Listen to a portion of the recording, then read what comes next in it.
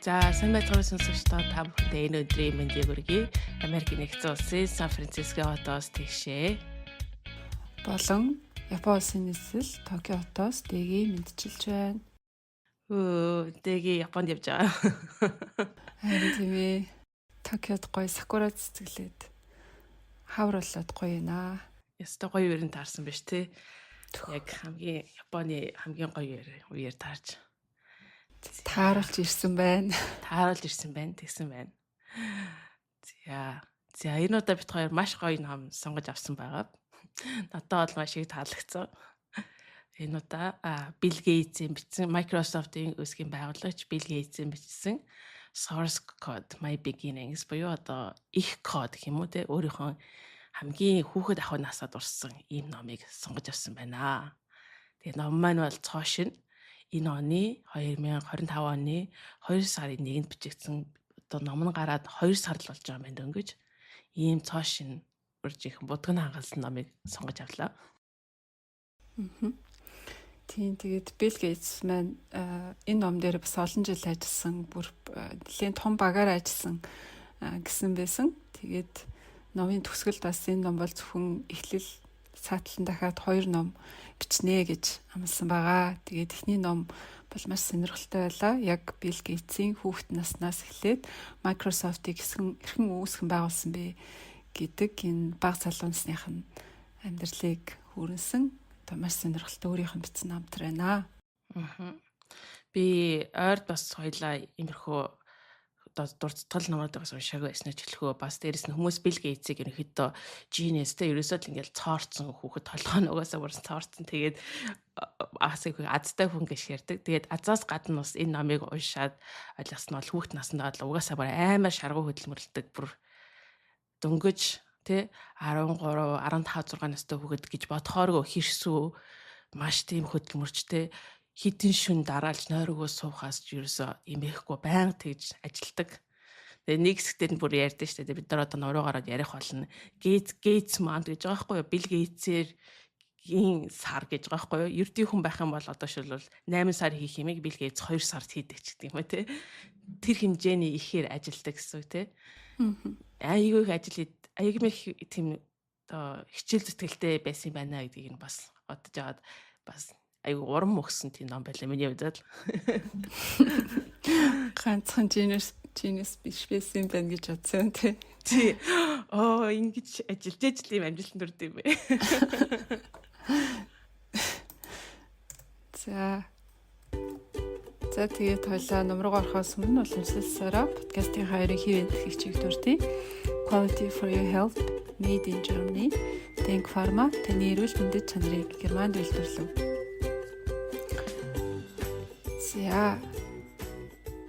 За тэгээд хоёлаа ном руу орох удаа. За тэгээ.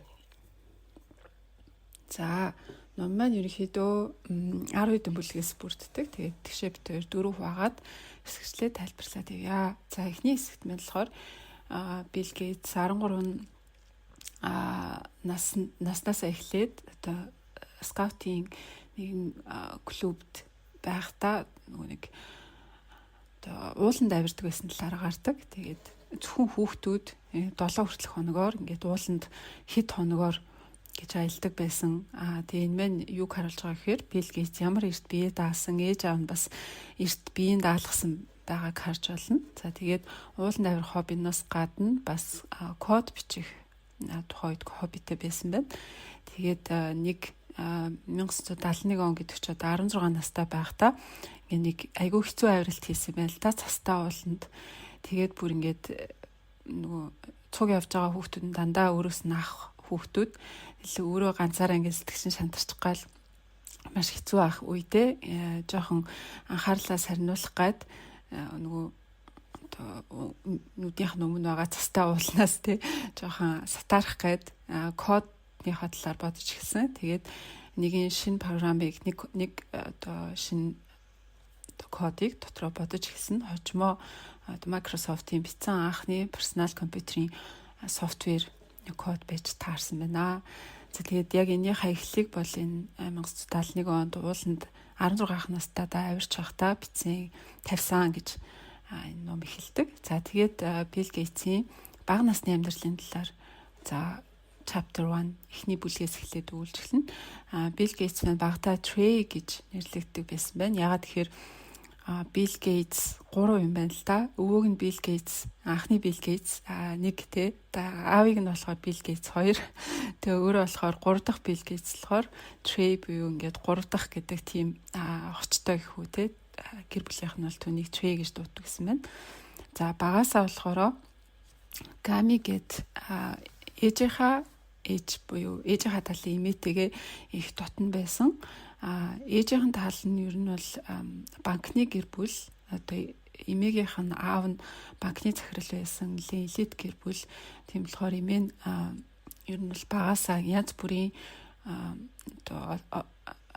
одоо спортоор хичээлдэг, дээрэс нь тоглоомудаар тоглодог, нийгмийн идэвхтэй, спортын авьяастай, хичээлдээ ч гэсэн сайн Вашингтоны их сургуулийг төгссөн.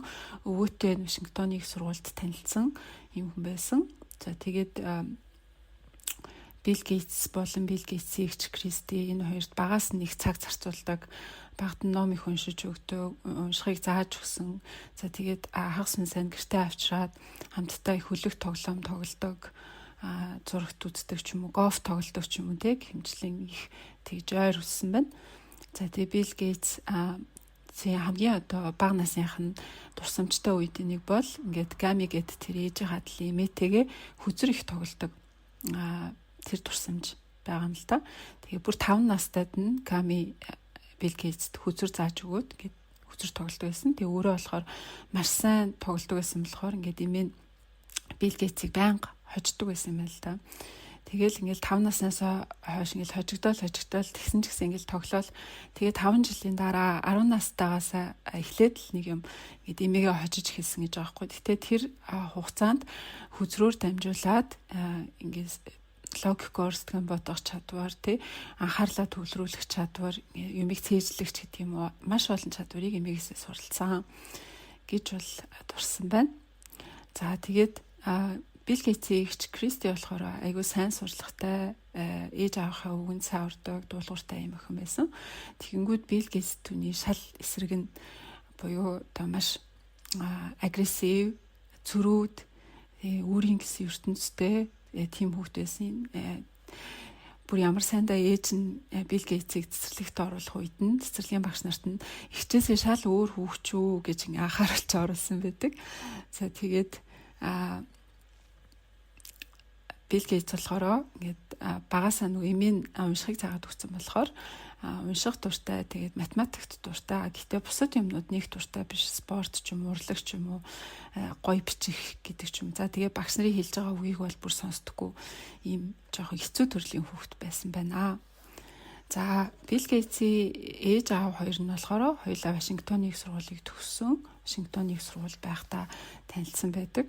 За ээжийнх нь хувьд Mary Maxwell гэдэг хүн болохоор сая хэлсэнчлэн ер нь банкны энэ захирал өвөө нь банкны захирал байсан тийм ингээд нөхөр нь ч гэсэн бас банкнд ажилладаг. Ер нь ийм элит гэр бүлээс гаралтай багасаа маш их олон нийтийн үйл ажиллагаанд оролцдог. За тэгээд урлаг спортоор хичээлдэг. Ер нь л гэр бүлийн хагас нь сайн яаж өнгөрдөг байсан бэ гэхээр усан сэлдэг юм уу? Эсвэл теннис тоглоно, морь унана, скигээр гулган хэмжлэн их олон юм чаддаг. Ийм мундаг амбицтай ээж байсан байна. За тэгээд Bill Gates-ийн аавын хувьд гэвэл арай өөр. Bill Gates-ийн аав нь буюу одоо нэгдүгээр Bill Gates шүү дээ. Тэр хүн болохоор 8 дугаар ангиас сургуулаа орхиод ингээд ажиллаж эхэлсэн арга гэрийн шаардлагаар тэгээд хожмоо ийм тавилга үйлдвэрлэх юм бяцхан бизнестэй болоод тэгээд ер нь бол ингээд дунд сургуулаа дүүргэж чадаагүй ер нь ийм ажилчин гэр бүлээс гаралтай болохоор Bill Gates-ийн аавын хувьд болохоор цэргийн сургуульд ороод тэгээд дайны дараахан цэргээс одоо халагдаад 2 дугаар дайны дараахан гэсэн үг шүү дээ. Гэхдээ дайнд бол оролцож байгаагүй. Тэгээд Вашингтоны их сургуульд ороод ингээд хуульч мэрэгжил эзэмшсэн юм байт юм байна. Маш тайван ийм одоо альва зүйл нухацтай ханддаг ийм характертай аавтай юм байна. За тэгээд 1955 онд Билл Гейтс мэндэлсэн. За мэндэлснийхэн дараахан болохоор тэдний гэр бүл нь одоо Сиэтлын хойтлын хэсгийн View Ridge гэдэг ийм шинэхэн байгуулагдаж байгаа хотхон гэхүү те хэсэг рүү сууршиж нүүсэн юм байна. За тэгээд Билл Гейтсийн тэр суурьсан гэр бүлийнхэн суурьсан хэсэг нь болохоор ерөнхийдөө цагаан арстан хүмүүсийн хөвчлэн байдаг. Тэгээд дунджаас дээш давхаргынхаа амьдардаг ийм хэсэг байсан. Тухайн үед 1950-аад он 60-аад он чинь одоо хүйтэн дайн болж исэн Вьетнамын дайн. За тэгээд Джон Кеннеди, Мартин Лютер Кингийн одоо алуулсан үедээ хэмчлэн Америкт ер нь бол нөхцөл байдал ингээд янз бүр хэцүү зүйлүүд тохиолж исэн ч гэсэн Билл Гейтсийн одоо амьдрал бол тэрнийх нөлөө аваад тахааргүй ер нь доктортой боломжийн тийм айл байсан байна. За тэгээд Билл Гейтсийн тэр амьдарч байсан хэсэгт нь болохоор нэг Сиэтлын хамгийн том номын сан байдаг байсан. Тэгээ номын санд ер нь бол бага ангитай багтаа нэлээх очдог байсан. Хамгийн дуртай газруудынх нь нэгэ гэж хэлсэн байдаг.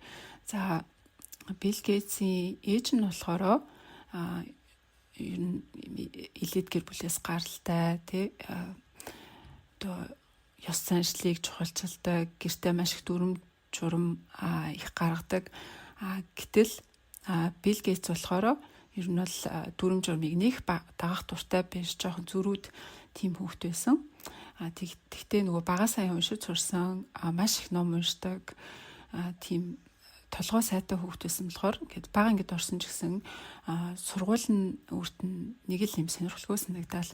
Тэгэл өөрийнх нь анхаарлыг татах юм гарч ирэх юм бол бусдыг ерөөсөө анзаарахгүйгээр гинтхэн гараа өргөдөг ч юм уу, гинтхэн чанга асуулт асуудаг ч юм уу, эсвэл дуулцдаг ч юм уу тий. Нэг юм жоох өөрийнхөө ертөнц дотроо байдаг. Тэгээд бас нэг тийм найз нөхөд байхгүй, нэг хоёрдугаар ангитай болохоор тийм хүүхэд байсан байна. Тэгээ нэг угаасаа жижигхэн биетэй 10 сард төрсөн хүүхэд гэдэг чинь ангийнхныхаа дунд жоохон жижигхэндээ ордог. Тэгээ нэг юм нарийнхан чарсан хоолойтой байсан байна л да. Тэгээд нэг тийм найз байхгүй. Гэтэл ээж нь болохоор ер нь бол айгүй тийм олон нийтийн идэвхтэй тий урлаг спортын олон талын авиастай хүн байгаа даа шүү дээ. Билл Гейтс тас арай өндөр шалгуур тавьсан миний хүүхэд одоо тэг их чинь юм байх дүүн юм байх ёстой ч гэдэг юм тий тодорхой хэмжээний стандарттай тийм байсан байна.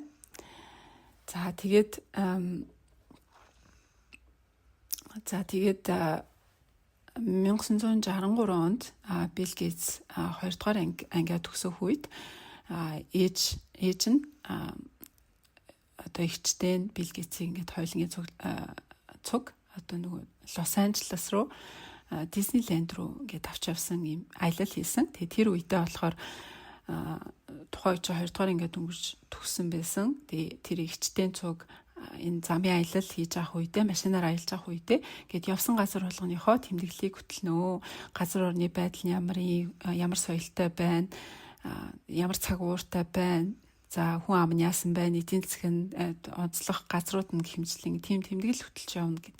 Тэгээ бүр ингээ аялж байхдаа хүртэл ээж нь тийм байдлаар ингээ хүүхдүүдэд өндөр шаардлага тавьдаг. Ингээд боловсролт нь их анхаардаг ийм төрлийн ээж байсан байна. За Билл Гейтс болохоор маш их одоо уншдаг. За номын санд бол олон цагийг өнгөрүүлдэг. За тэгээд эмээгэнд нь болохоор лайф гэдэг сэтгүүлийн бүх дугаарнд байдаг. Эмээгийн дэ очих болгондоо тэр сэтгүүлүүдийг нь үзээ суучдаг, уншаа суучдаг. Тэгээд гэрт нь бас ингээд World Book гэдэг энциклопедийн цуврал гэдэг юм 20 бот маш цуцаан цувралууд. Тэрийг бол 9 нас хүртэл бол бүгдийг ингээд баабиг уншсан байдаг байсан. За тэгээд ээж нь болохоор ингээд хүүгээ номноос өөр юм сонирхгүй, ерөөсөө найз нөхд байхгүй, ингээд нийгэмшгүй энэ байгаад нь жоох санаа зовоод тэгээ 8 настай байхад нь скаутинг клубт оруулж ирсэн юм байна. За 8 настай гэдэг чинь ерөнхийдөө 2 3 дугаар анги гэсэн үг шүү дээ тий. За тэгээд Билл Гейтс 4 дугаар ангита орох үедээ ингээд ер нь бол маш их ном уншиж байгаа штэ. Их мэдлэгтэй болж байгаа. Тэгээд баг багаар ингээд багш нарыгаа сордог болоод ээж аавыгаа ч гэсэн сордог болоод ер нь ингээд би том хүмүүсээс заримдаа ухаантай байж чадах юм байна гэдгийг анзаарсан юм байна л да. Тэгээд аав ээжигээ багш нарыгаа ингээд сорж эхэлсэн. Заримдаа зүрүүдлэл хэлсэн үгнээс нь гажаад угаасаа ч жоохон зүрүүд тийм хөвгт байсан. Тэгэл нэг жишээ байгаа юм л да. Аав ингээд оройн хоолн дээр бүр ингээд төсвөр алдаа чи битүүр хүндлэх ёстой, ээж аав хоёроо хүндлэх ёстой гэдгсэн чинь Билл Гейтс үгүй би хүндлэх ёсгүй, албагүй гэж хэлсэн байгаа байхгүй юу. Тийм зүрүүд. За тэгээд сургууль дээрээ болохоор ингээд зөвхөн сонирхсан хичээлүүдээ хийдэг, математик тэгээд одоо англи хэлний уншдаг төрлийн хичээлүүдээ сайенсийн хичээлүүдийг шинжлэх ухааны хичээлүүдийгээ бусад хичээлд юу сонирхдаггүй. Тэгээд багш нар нь ямар сандаа энэ хүүхд чинь ингээд уйлрах ёстой хүүхд юм уу эсвэл анги ингээд одоо алгасаж сургах ёстой хүүхд юм уу гэдээ учрыг олдгүй байсан гэж байгаа байхгүй. Тэгээд 4-р ангид байхад нь багш нь Билл Гейтсийг ингээд завгүй байлгах гээд ингээд номын санжтай очиж хүчлээ. Тэгээд номын санж болохоор Билл Гейтсийн 1-р ангийнхан багш байсан. Тийм өөрийнх нь онцлогийг сайн мэддэг байсан болохоор за чи надад туслаач би ингээд зарим нэг номнууд ерөөсөй олохгүй байна. Хүмүүс ингээд хамаа замраагүй газар тавьсан юм шиг байна. Чи кодоор ингээ хайгаад өгч гэдгсэн. Тэгээ Билл Гейтсийн хувьд бол тоонд маш дуртай, логик сэтгэлийн дуртай, дээрээс нь унших дуртай. Энэ бол бүр ингээ мөрөөдлийнх нь ажил байсан байгаа байхгүй юу. Тэгээ номын санд өдөр болгон засварлагынхаа цагаар ирж ажилдаг, өглөө эрт хичээл эхлэхээс өмнө ирж байдаг. Тийм бүр ингээд номын санчин туслах гэдэг ажилдаа автцсан байсан, дуртай байсан. За тэгээд байжгаад дүүн төрсөн. Билл Гейтсийг 10 нас хүрэх гэж байхад дүүн төрөөд тэгээд тэдний гэр тэр хэсгээс тэр нөгөө тэнд амьдарчсэн байрнаасаа нөгөө арай том байранд нүүж орох болоод тэгээд Билл Гейтсийг сургууль шилжүүлээ гэсэн чинь нөгөөдөг чинь үгүй би номын санчийнхаа ажлыг хаймааргүй. Тэгээ хуучин сургуультай үлдэнэ гэж зөрүүдлээд тэгээ аав чинь за бас жоохон цаг хугацаа олгох хэрэгтэй юм шиг байна. Дасан зохицох хэрэгтэй юм шиг байна гэд. Тэгээ Билл Гейтсийг 4-р ангиад төгсөл нь хуучин сургуульд нь ганцаараа ингэ явуулсан гэсэн. За тэгээд Билл Гейтсийн ер нь бол ингээд өсвөр нас гэх юм уу те эсрүүцдэг тийм ээж аавынхаа үгийг сонсдоггүй үе нь бол нилээ эрт хэлсэн. За тэгээд энэ үедээ 9-10 настай байхдаа бүр нилээ хэцүү байгаад тэгээд ээж аав нь бүр сүмийн одоо эцэг эхийн сургалтанд хүртэл суужсан гэж байгаа байхгүй. Тэгээ бүр аргаа бараад Билл Гейтсийг нэг сэтгэл зүйчэд явуулж эхэлсэн. Тэгээ сэтгэл зүйч нь өөрөө болохоор багада бас нэлээд хүнд хэцүү багнаас өнгөрүүлсэн нэлээд ууртай тийм хүү байсан болохоор Билл Гейтсийн юу болоод байгааг маш сайн ойлгоод ингээд их ярилцдаг байсан байна. Тэгээд тэр сэтгэл зүйч дээр явж байгаа хугацаанд Билл Гейтс ер нь ингээд аав ээж надад туслах гээд байгаа юм байна. Би аав ээжтэйгээ ингээд дотроо л дайн зарлаад эсрүүцэл илэрхийлээд яваад байгаа болохоос биш би ингээд одоо анхаарлаа тий өөр зүйлд төвлөрүүлээд илүү одоо ээж автагаа дайсагныхаа оронд тэдний тусламжтайгаар ингээд хамаг эрч хүч энерги өөр зүйлд зарцуулах хэрэгтэй байна гэдгийг ойлгож эхэлсэн. Тэгээд сэтгэл зүйчин ч гэсэн хэлсэн. Чи энэ дайнд угаасаа ялнаа санаа зовлтгүй. Яагаад гэвэл жил болгон ингээд нас ихэх тусам чиний эрх чөлөө чинь нэмэгдэнэ. Тэг чиний хүсэж байгаа тэр зүйл чинь биелэх болно. Тэрний үе гэхээр чи аав ээжээс хараад биш амьдрал хэцээ нэгэн цагт угаасаа хүрнэ. Тэгэхээр чи одоо энд ингээд насаараа аав ээжээс хараад байх ёстой юм шиг тэгээд тэдний үгээр явах ёстой юм шиг ингэж бачуураад авах хэрэггүй гэдэг тэр зүйлийг хэлсэн. Ээж аавд нь ч гэсэн хүүдээ итгээд баг багаар эрхчлөө олох ёстой гэдэг зөвлөгөө өгсөн. Тэгээд үүнээс хойш ингээд Билл Гейтсийн хар хүнцэгч гэсэн өөрчлөгдсөн. За би ээжигээ өөрчилж чадахгүй юм байна. Ээж нь ч гэсэн хүмүүс дандаа миний хүснээр байхгүй юм байна гэдгийг ойлгоод тэгээд энэ хоёрын хар хүнцэг өөрчлөгдснөөр ерөөхдөө баг багаар харилцаа сайжирсан. За тэгээ Билл Гейтс бас шинэ сургуультай 5 дугаар ангидаа шинэ сургууль сурч байсан. За тэр үедээ бас л нөгөө нэг дүн нь бол ингээл хэлбэлцэж байгаа сайн хичээлүүдээ сайн сонирхтгүй хичээлүүдээ бол дүн нь бас хэцүү. Гэхдээ ингээд тэр үедээ болохоор арай нөгөө нэг одоо найзтай болох итвэх чармаалт гаргаад тэг анх удаа найзтай болсон гэж байгаа байхгүй. За тэгээд тэр үедээ бас нэг гэрийн даалгавраа хийх болоод те Америкийн мужуудыг судлаад репорт бичээд ирсэн чинь Delaware гэд мужийн талаар бүр 177 хуудас репорт бичиж багшигаа ангаалгаж гайхшруулсан гэж байгаа юм. Тэгээд хүүхдүүдийн дунд бол ерөөхдөө ингээл нэг марцан юм ярьж гал хүний анхаарал татчих гал ингээл огшин юм ярьж гал гэдэг юм класс клоун буюу одоо ангийн алиалагчгэл юм дүрсгэл байждаг байсан гэж байгаа юм.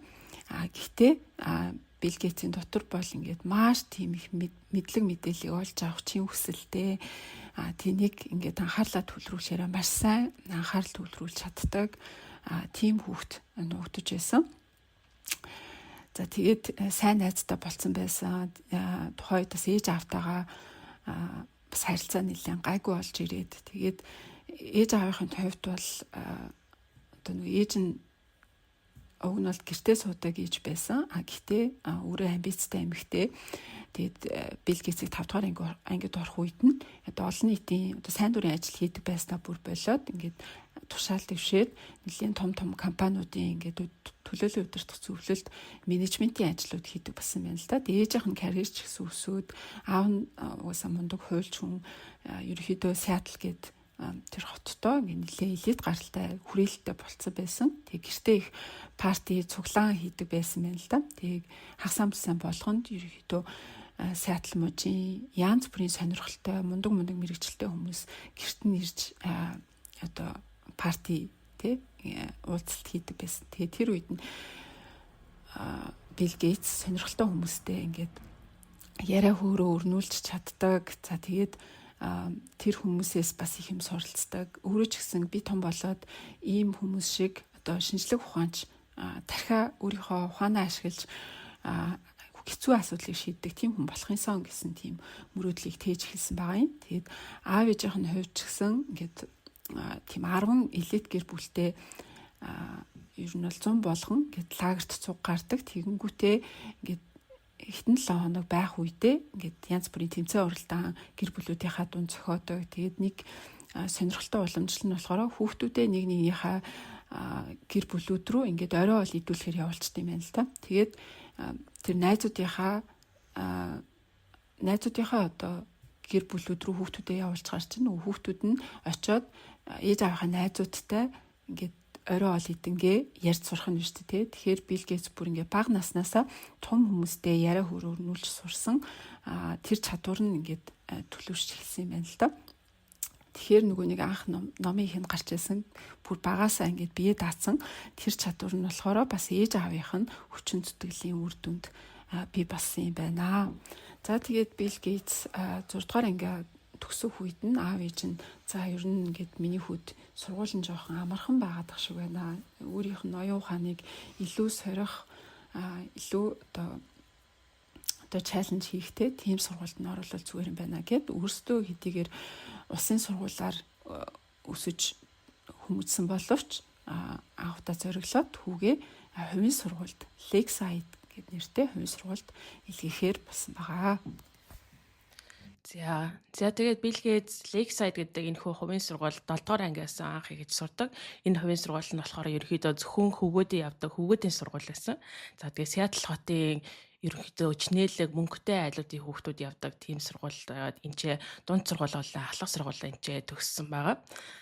За өөр яг ингээд шинэ сургуульд ороод түрүүн дэгийн хэлжсэн Билл Гейтсийн хувьд бол ерөнхийдөө нэг юм ангийн одоо алиалагч тэгэж зан чанарыг хадгалсан тийм байдлаар өөрийнхөө хүүхний чанараа онцлогоо өмнөх сургуультай гаргаж байсан бол шинэ сургуультай бас нэлээд тэрийгээ бас адилхан юм хийе гэд тэгээд бас л нэг класс клаун болоод явдаг. Тэгээд өөрийнхөө яг мөн чанарыг бол ер нь олж чадаагүй тийм үе байсан. За тэгээд энэ шинэ сургуультай Lakeside сургуультай ирээд нэг найзтай болсон нь болохоор Kent гэдэг нэг найзтай болсон байгаа. Тэгээд энэ Kent гэж найз нь бас амьдралд нь маш томоор нөлөөсөн найзаа гэж бас номдоо дурддаг. Хоёулаа 8 дугаар ангиас эхлээд математикийн гүнзгийрсэн тэр дугууланд нь явж эхлээд тэгээ хоёлаа ер нь бол нэлээд сонирхол нийлээд зан характерын хувьд юмд ингэж гүнзгий хандах, төвлөрч суух, математик дуртай гэдэг талаас нь нэлээд Кенттэй бол маш хурдан хамгийн сайн найз болж аваад ерөөсөө байдаг болсон. Өдөржингөө сургууль дээр хамтдаа цагийг өнгөрөөн тэгээ гэртээ оцсныхаа дараа хүртэл утсаар яриад те шүнжэнгөө Кенттэй утсаар яриад юу хийж болох вэ гэл те ярьдаг байсан. За тэгээ дөнгөж 12 настай энэ 12 13 настай үе байсан боловч тэр насны хүүхдүүд бол ирээдүйд юу их яг сайн мэдэхгүй мөрөөдөл шиг явдаг. Эсвэл заалдаа ингээл 2 3 жилийн дараа би зуны амралтаараа ийм хийнэ гэж ярьдаг байсан бол найз Кент нь маш тийм алсыг харсан бусад хүүхдүүдээс онцгой. За тэгээд ерөөхдөө бүр ингээд 10 20 жилийн дараа юу хийхээ боддог 20 тий. За тэгээд түүнийхээ төлөө бүр ингээд ном уншаад алдартай хүмүүс юу хийсэн байдгийн байна гэдгийг хүртэл ингээд өөрөө бүр номын санд ороод тэр хоёр бүр ингээд алдартай хүмүүсийн номыг бүр хитэн цагаар уншаад за ийм хийвэл зүгээр юм байна, ийм хийж болохгүй юм байна гэх юм уу те. Тэгж уншдаг бүр ирээдүгөө боддог. Тийм том нөлөө үзсэн найз нас юм байна. За тэгээд байжсэн чинь нэг энэ ч бол амьдралд нь хамгийн том зүйл учирсан болохоор мэдээж компьютер гэдэг зүйлийг авчирсан. За тэгээд тухайн үед бол компьютер гэдэг зүйл маань болохоор бидний одоо мэддэг шиг ийм жижигхэн лаптоп биш, маш том компьютер, mainframe гэж компьютер нэг том газар тий агуулгад ч юм уу нэг том газар байгаад тэр компьютер л ингэж холбогддог. Тэр нь бол teletype машин гээд тэр компьютер руу кодоо явуулаад тэр одоо факс шиг гэсэн үг шүү дээ. Тэр код нь яваад тэр компьютер дээр очиж тооцоо хийгдээ тэгээд хариу буцаж ирдэг. Тийм юмны teletype машины тэр компьютертэй холбогдох боломжтой тэр зүйл нь болохоор Lakeside сургууль дээр авчирсан юм байна. За тэгээд Lakeside сургууль дээр яагаад авчирдах болсон бэ гэсэн чинь Lakeside сургуулийн математикийн одоо департаментийнх нь математикийн хэлцээхэн дарга нь өмнө нэг тийм компьютерийн хичээл авч үзээ. Тэгээд ер нь бол энэ аягүй сонирхолтой байна. Ирээдүйд хэрэгтэй юм байна гэд Lakeside дээр энэ сургууль дээрээ компьютерийг заавал авчирья гэж авчирсан. Тэгээд сонирхолтой зүйл нь болохоор энэ компьютерийн teletype гэдгийг авчирхад тэр сургууль дээр компьютерийг яаж хэрэглэхийг хинч мэддэггүй байсан. Нэг гэхдээ сургуулийн нэг онцлогдох чанар нь болохоор ер нь Lakeside сургуулийн онцлог чанар нь хүүхдүүдээ сурагчтай маш хэмчлөө сэтгэлгээгээр хүмүүжүүлдэг, маш бага дүрмтэй, бараг дүрм байхгүй гэж болно. Тэгээд хэрвээ сурагч өөрөө ямар нэгэн сэдвийг сонирхоод ямар нэг хичээлийг илүү их гүнзгийрүүлмээр байх юм бол тэрийг тэр чигээр нь өөрийн сонирхлоор явуулдаг. Нэг олон дүрм журм байхгүй. За зарим хичээлүүдийг бүр ингээд заримдаа алгасаад яваад зөвхөн өөрийнхөө сонирхож байгаа зүйл дээр илүү төлөрөх боломжийг хүртэн гэж олгосон. Болохоор энэ сургууль бас миний амьдралд амар чухал нөлөө үзүүлсэн байна гэд өөрөө хэлсэн. За тэгээд 1968 онд тийм энэ хамгийн анхны цөөхөө хитэн дэлхийд дээр Америк нэгдсэн улс дэлхийд дээр байсан цөөхөн хитэн компьютеруудын нэг нь өөрийнх нь Bill Gates-ийн сургууль дээр Lakeside дээр ирсэн нь бол үнэхээр одоо аз завшаан тийм энэ бол яхаарахгүй amazing гэж байгаа байхгүй одоо хүртэл бодохоор яаж ингэж бид нэр компьютертэй болсон юм бэ гэж боддог гэж хэлж байгаа юм. За тэгээд нэг түрүүнээс математикийн багийнхан энэ компьютерийг авчирсан болохоор энэ компьютерийн өрөөг нь болохоор математикийн багийнхан хариуцж байсан. За тэгээд Bill Gates болон найз Kent нь математикийн гүнзгийрээс ангид явж байсан учраас энэ хоёр бол шууд бас энэ ашиглах эрхийг нь аваад за тэг хинч ашиглаж байгаа болохоор хаалга нь байнга тэр компьютер өрөөний хаалга бол онгойлцтой байдаг гэсэн. За тэгээд эхэндээ бол ингээд хүүхдүүд маш ихээр ашигладаг. За тэгээд тэр дундаа дөнгөж энэ хоёр болохоор дунд сургуулийн хүүхдүүд 13 настай. За тэгээд ихэнх нөгөө нэг хэрэгжилжсэн компьютерийг хэрэгжилжсэн хүүхдүүд болохоор өөрөөс нь дандаа том одоо 3 4 насаар том ахлах ангийнхан их хөвчлэн хэрэгэлдэг. За тэгээд тийм байсан. За тэгээд компьютерийг хэрэглээл хамгийн анх basic гэдэг programming language-ийг программын хэл дээр анх бичээ. Тэгээд ингээд хоёр тоог нэмээд гаргаад ингээд дүнгийн ингээд компьютерийн энэ дээр гаргасан чинь 100 гаргаад бүр ингээд mind blown те талд бүр ингээд юу болоод бүрээс гайхалтай юм байна гэдгийг хараад за тэгээд нэлээд бүр компьютерлээ программингийн орсон байгаа. За тэгээд компьютер бол өөрт нь бол ер нь ойролцоогоор математиктэй амар төстэй санагдсан. Яагаад гэх юм бол яг ингээд яг дүрм журмыг дагаад тэгээд ямар нэгэн зүйл рүү логик бодлоготойгоор ингээд ямар нэг хийх хэрэгтэй.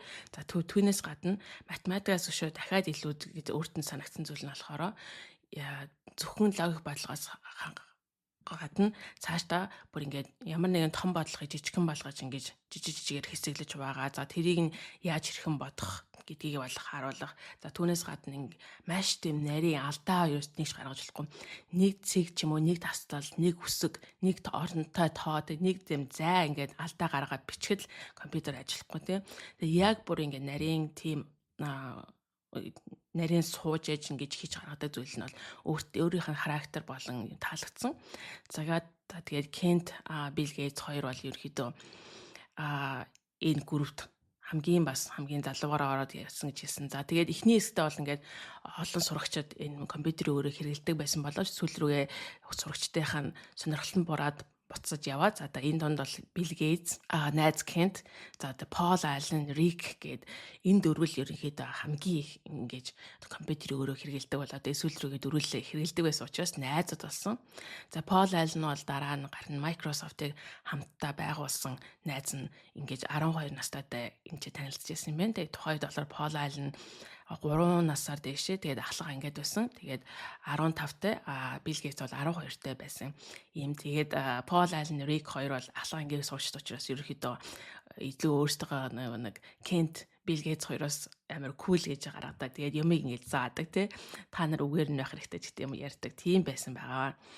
За тэгээд явж ясан чинь ингээд маш дуртай энэ компьютерийг хэрэглэж ясан чинь ерөөхдөө тэр сургуульд ирсэн төсвөн нь бол дуусаж эхэлсэн. За тэгээд ингээд сурагчтай за тэг төсөв дуусгахнаа гэдээ ингээ яригдчихсэн чинь нэг зүйл бас нь болохоор ерөнхийдөө ингээд нэг сургууль руугаа явахдаа ингээд ойролцоо амьдрэх хүүхдүүдийнх нь ээж аав нь ингээд тэр 3 4 хүүхдүүдийг нэг машин солгоод авч хүргэж өгд юм байна л да. Гэсэн чи тэр нэг удаа тэр сургуулийнхын сурагчийн ээж нь нэг Франц эмэгтэй ингээл аюух асуулт асуугаал дандаа машин дотор ингээл хүүхдүүд ингээл амар нойрмог хойно тэгээд маш их асуулт юу сонирхож чинь гэ тэгээд ээжсэн чинь Билл Гейтс компьютерт амар их сонирхож байгаа тухайга маш хэлээд программинг хийж байгаа гэд маш их тэрэнд excited те ийм тэрийг л ингээ ярьдаг байсан.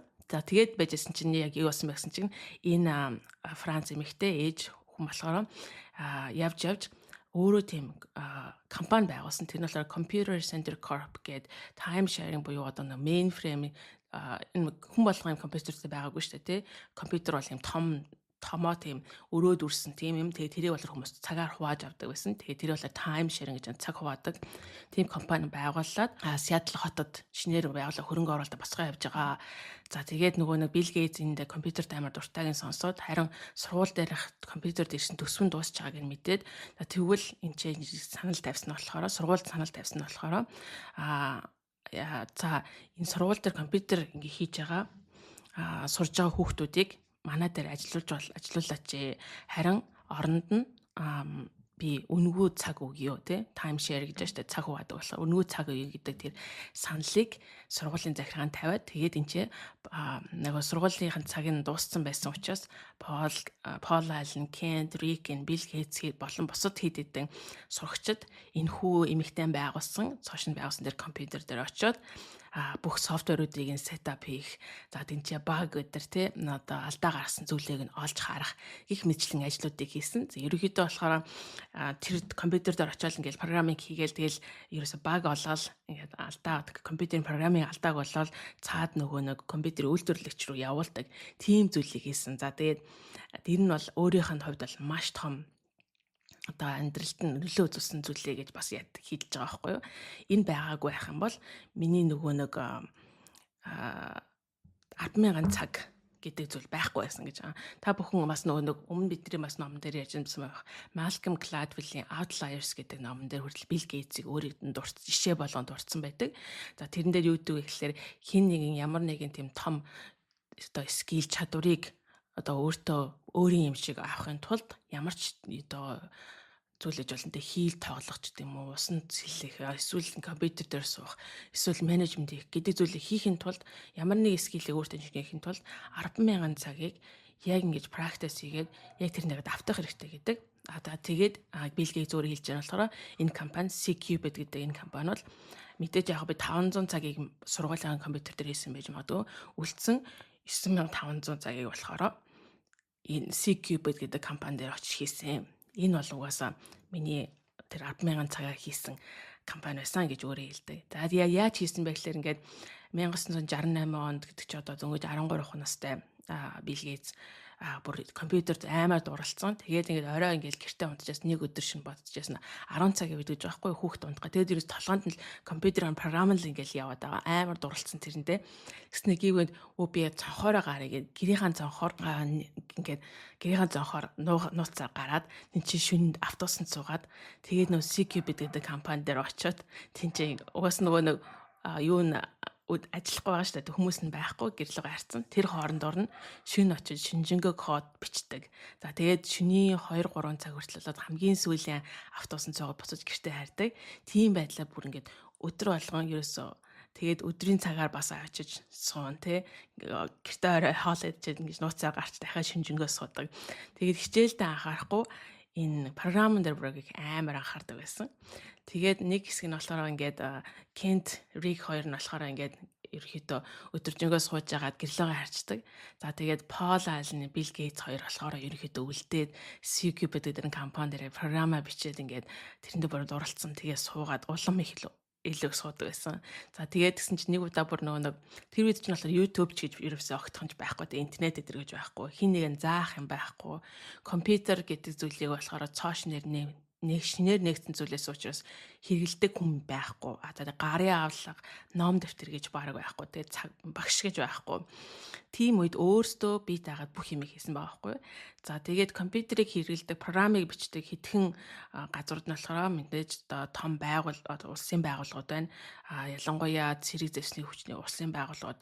За тэгээд хэдхэн сургуулиуд Dartmouth, MIT, Stanford гэдэг 3-4 ерөөсө гарын 5-3 багтах хэдхэн сургуулиуд дээр тэр нөгөө компьютер гэдэг зүйлийг судалдаг. Тэндээс оюутнууд гардаг байсан. За тэгээд тэгсэн чинь нэг азцааны яасан бэхлээр Stanford их сургуульд байсан профессор Джон Маккартни гэдэг хүн болохоор ерөөдөө хиймэл оюун ухааны хамгийн үнцийг тавьсан компьютер үнцийг тавьсан нэг одоо ерөөдөө өвөг эцгүүдийнх нь нэг хүн тэрэнд сурж тэрний оюутан CQ гэдэг компанид ажилладаг байсан.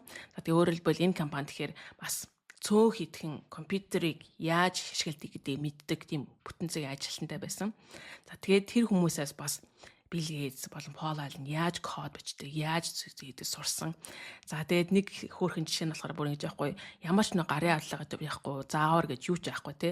Ерөөсөө л ингээл тэр нөгөө машин дээр чинь ингээл өөрийнхөө бодлоор ингээл юм хийгээл байгаа байхгүй.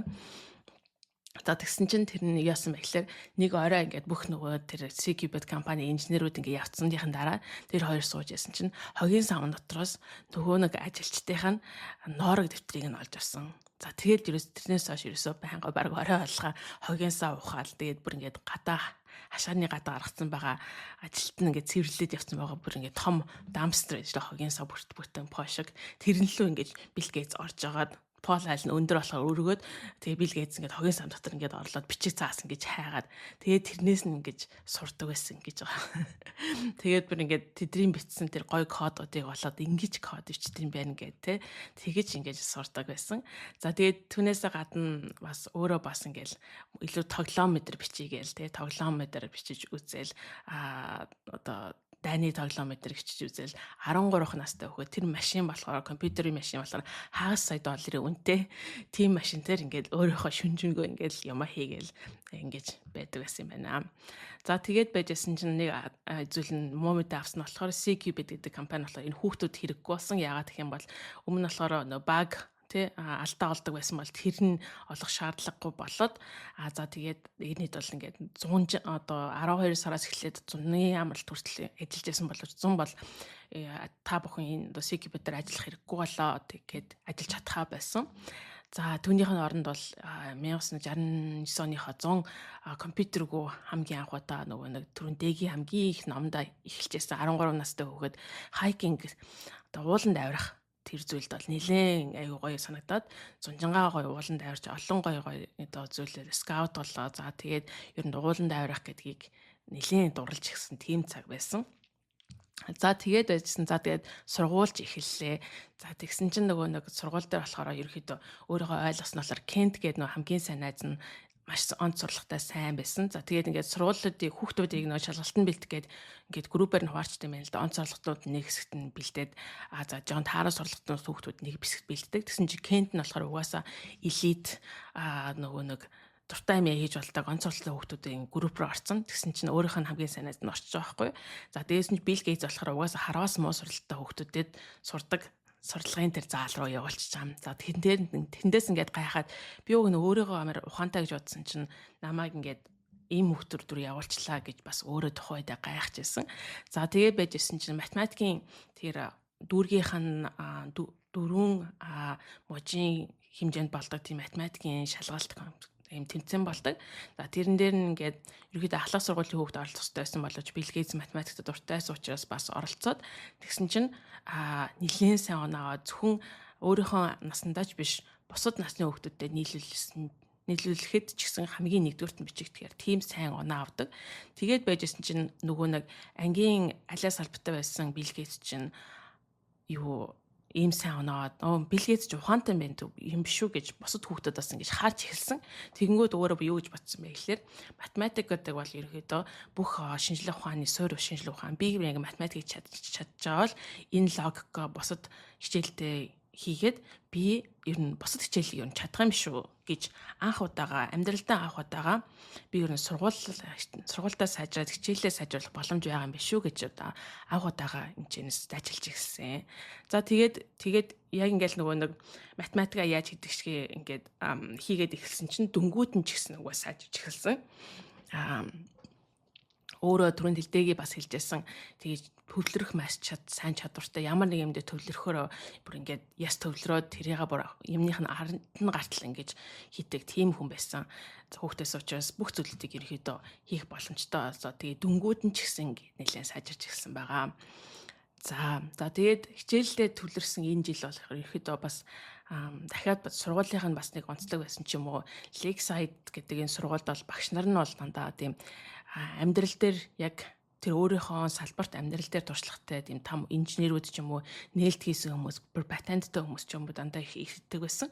Тийм болохоор ингээд хин нэгэн зөвхөн ингээд сурах бичиг дээр ингээд наалдаа зөвхөн сурах бичгээ заадаггүй хэрвээ хин нэгэн одоо сурагч нь асуулт асуух ч юм уу өөр зүйл талаас нь харахад хүртэл ингээд багш нар нэлээд сайн тайлбарладаг тэрийн ч гэсэн илүү хөгжүүлдэг сайн талыг нь олж харах хичээдэг тийм багш нартай байсан учраас бас амар азтайсан байна гэж Билл Гейтс өөрөө ярьдаг. За тэгээд тэнцээс нь физикийн нэгэн багш нь болохоор шинжлэх ухаан гэж юу юм бэ гэдэг зүйлийг нь Билл Гейтсийн хувьд өөрийнх нь тэр ойлголтыг бүр цоошнэр өөрчлөхөөр тийм зүйлийг тайлбарч ирсэн. Тэр нь болохоор юу байсан бэ гэхээр шинжлэх ухаан гэдэг зүйл бол энэ дэлхий дээр байгаа бүх зүйлийг үнэн гэж бодох биш. Харин яадаг вэ гэхээр энэ асуулт асуудаг байгаа зүйл дээр нь асуулт асуухад яагаад юм болчих гэдэг асуулт асуух ч гэдэм үү те.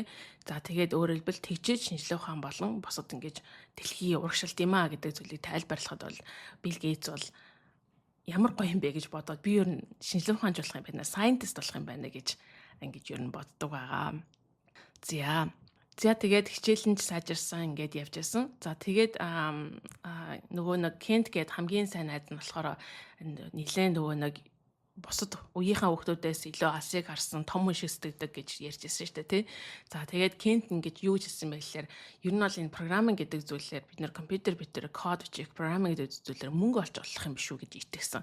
Маш тэгээд олон ном ингэ сэтгүүл уншаал тэгэл Fortune magazine, Wall Street Journal дөнгөж 13 настай хөгчтэй тий. Уншаал тэгээд сүүл рүү Билл Гейтсийг чи бас ингээд ном уншаа. Энэ бизнесмэнүүд яаж ажилтгийг нь ойлгоо, яаж мөнгө олдгийг нь ойлгох хэрэгтэй гэд тэгээд ингээд явдаг. Тэг өөрөө өдөр Кент гэдэг найз нь ингээд том хүн шиг бизнесмэний хувцас өмсөд ингээд том одоо ажлын албаны цүнхээ дээр бариад явдаг тий. Би том хүн шиг байна гэх. Тэгээ тэр үед болохоор ингээд олон бизнесмэнүүдийг судлахаар болохоор программинг буюу одоо код бичээд энэ технологийн компани байгуулад мөнгө олдог гэдэг зүйл огтхонч байгаагүй. Програм бичих гэдэг зүйл маань цоошин зүйл байсан. Түүний оронд банкнд ажиллах ч юм уу эсвэл одоо хуульч хийх эсвэл scientist болох гэх мэтлэн том өөр зүйлүүдээр мөнгө олдог байсан. Гэхдээ болохоор Кент болохоор бид нар бол энэгээр мөнгө олж болох юм байна. Хоёулаа ямар нэг юм хий гэд хамгийн анхдаа Lakeside Programming Group гэдэг тийм компаниг байгуулсан гэж байгаа. За За тэгээд энэ компани болохоор цаашдаа бас ингээд өөр ажил хийгээд явах болно. За тэгээд энэ бас сургууль дээр нь юу тохиолдсон бэхлээр эдрийн дунд сургууль бол асуу сургууль Lakeside гэдэг сургууль болохоор зөвхөн хөвгүүдийн сургууль байсан. За тэгсэн чинь хажуу талынхаа зөвхөн охтуудын сургуультай Saint Nicholas гэдэг охтуудын сургуультай нэгтгэхээр болоод энэ хоёр сургууль хоорондоо нэгтгэхээр болоод тэгэнгүүт ингээд амар олон хүүхдүүд орно. За тэгэнгүүт нөгөө нэг цагийн хуваарийг зохион байгуулах гэдэг бол маш хэцүү зүйл болж асуудалтай зүйл болоод ирсэн. За тэгээ математикийн багш нь болохоор тийм цагийн хуваарийг бичдэг тийм програм бичигээд за тэгсэн чинь компьютерийн багш нь тэгээд өөрөө тийшээ бичгээр болоод оронд нь компьютерийн хамгийн анхны шатныг одоо анхны шатны ангийг заагаач гэж Кент болон Билл Гейтс хоёроос асуусан юм байна л да. За тэгээд Кент болохоор тэгээд нөгөө нэг Lakeside Programming Group гэдэг компани байгуулсныхаа компанийнхаа нэрэн дээр хамгийн анхны ажил авсан нь болохоор энэ багшийн ажлыг хийсэн байна. За тэгээд Кент, Билл Гейтс хоёр хонцтой ингэж бусад хүүхдүүдэд багшлаад компьютерийн хичээлийг заалдаг байсан юм байна. За ингэ явжсэн чинь энэ хамгийн анхны ажил болсон. За тэгээд түүний дараа ерөөдөө тэр хоёр болохоор нэг хөөрхөл таарсан болохоор нэг компьютерийн цаг нь дууссан байсан гэсэн шүү дээ. Тэгээд нөгөө нэг өөрөө хэрэгжилжсэн. За тэгээд цаг нь дууссан учраас Lakeside-ийнхан бас дахиад өөр цаг олох гээд Oregon-д байсан нэг компаниас цаг авдаг. За тэгээд тэр цаг нь болохоор авсан байсан чинь нөгөө нэг Kent Bill Gates хоёр хакердж жагаад яаж өнгөө цаг болохыг нь олцсон тэр компаниас нэг юуг нь админ кодыг мэдчихэж байгаа байхгүй яаж хийж байгаа. Тэгээд яг өнгөө цагаа хэрэглэгчсэн чинь баригдаад тэгсэн чинь харин эсрэгээрээ яасан бэ гэсэн чинь энэ компани болохоор энэ хүүхдүүд ингээд яатсан аюус компьютер дээр сайн юм байна гэд. Тэгвэл би та хэдэд энэ прожектор туслаад өг гэх юм бол яг өнгөө цаг өгье гэд тэгдэг байхгүй юу. Тэгэхээр нь тгийгээд за тэгээд тэгсэн чинь тийч ямар ажил хийх болсон бэ гэсэн чинь payroll буюу одоо цалин тавьдаг тэр компаниг програмыг бичээд өгөө гэд. Тэгээд энэ компаниас дахиад нэг ажил авсан хоёр дахь ажил нь болохоор энэ цалин бичдэг компьютерийн програмыг бичих болсон байгаа. За тэгээд ерөнхийдөө ингээд энэ дээр болохоор Пол болон Рикийг бас хамтдаа авчаад ингээд дөрвөлээ энэ нөгөө нэг Lakeside Programming компаниар өөрсдөө компанийг байгуулсан байсан. За тэгээд ингээд дөрвөлээ энэ цалин бичдэг payroll хийдэг цалингийн програмыг бичээд өдөр шөнөгүй бүр нойр хоолгүй бүр ингээд яаж дөнгөж 13 14 настай хүүхэд ингэж сисгод байна гэмээр ингэж бичдэг. Сургуулийн зүгээс болохоор энэ нөгөө нэг төрөнд хэлжсэн Lakeside гэдэг сургууль ямар нэгэн юмд ингэ сонирхол хандуулах юм бол тэрийг айгуу дэмждэг сургууль байсан учраас тэрэнд нэгээд дэмжиж. За тэгээд шүнжэнгөө бичээд энэ програм ингээд хэдэн сар бичээд нийтдээ 3 4 сар зарцуулсан. За тэгээд ингээд нөгөө програмаа өгсөн чинь тэр нь сайн ажиллаад тэгээд ерөөдөө accepted тэ болсон. За тэгээд энэ нь болохоор хамгийн бас анхны бас мөнгөтэй холбоотой бас ажлуудынх нь нэг байсан гэж хэлж байгаа. За тэгээд дараагийн нэг зүйл нь болохоор ингээд бичсэн байсан чинь нөгөө нэг тэр нөгөө өнгөө цаг өгнө гэдээ амлаад ингээд бичсэн байсан чинь нөгөө нэг энэ компани нь болохоор тэр цалингийн програм бичсэн боловч цагийн боцоод өгдөггүй. Тэгээд Кенттэй бүр амар уурлаад нөгөө Bill Gates-ийн аав нь болохоор юу штэ хуульч штэ тий. Тэгээд Bill Gates аав нь за тэгвэл юу би тэр компанид руу уцаар яриад игээд. Тэгээд энэ бол 16 настай байсан. За тэгээд Bill Gates-ийн аав нь тэр компанид руу уцаар яриад нөгөө хүн болохоор ингээл яаж мөнгө өгөхгүй цаг өгөхгүй байх тухайгаар тайлбарлаад байгаа байхгүй гэсэн чинь аав нь за ойлголоо чичлээгөөд чамайг сонсож чинь гээд. За тэгвэл би захиа бичигээд тэгээд тэрэн дээр нь олон ингээд хуульчийн захиа бичээд ингээд яг л ингээл юунуудыг ингээл тавиал энэ таанах ингэсэн байна гэж хуульчин захиа бичээд тэгээд сүүл рүүгээ тэр компани зөвшөөрөөд $5,000 цагийг буцааж өгдөг байгаа. За тэгээд мэдээж ингээд бүтэн мөнгө төлөгдөөгөө боловч анх удаага ингээд бас цалин авсан гэдгийг ингээд мэдгдсэн. За тэгээд түүнээс хойш ер нь бол ингээд болох юм байна гэд дахиад цаашдаа ингээд өшөө компани өөр бизнес бас ингээд хайж эхэлдэг байгаа.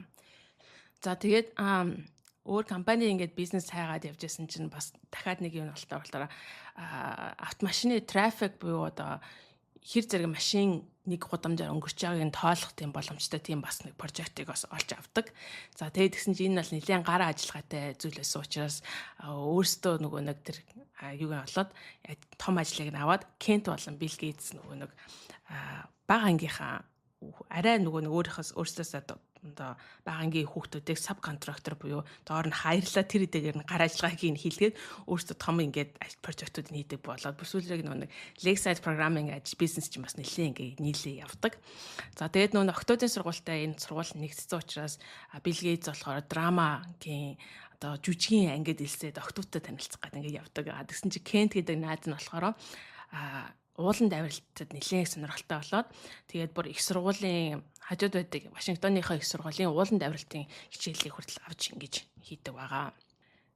За ингээд явж ясан чинь нөгөө нэг түрүүнд анх хэлжсэн нөгөө энэ хоёр сургууль нэгдсэний улмаас ангийн одоо сургуулиудын хичээлүүдийн одоо скежюлийг хийхдээ хуваарийг бичих амар хэцүү болсон гэсэндээ тий. Тэгээд тэрэн дээр бол маш хэцүү проблем байсныг нь ер нь ойлгож авсан. Тэгээд хүмүүс бүр ингээд бүр хичээлийнхаа хуваарийг ерөөсөй ойлгохгүй тэгээ бүр ингээд бүр сургуулийн офис бол бүр chaos болоод нэлээд хэцүү байсан. За тэгээ тэр үеэр нь болохоор багш нь болохоор тэгвэл Кент болон Билл Гейтсийг туслаач гэсэн. За тэгээ ингээ харсан чинь болохоор Билл Гейтсийн хувьд би энэ бодлогыг мэдх юм байна. Юу байсан бэ? Маш хэцүү математикийн бодлого байсан. Гэхдээ болохоор шийдэж болохоор тэр нь болохоор оновчлын бодлого байсан.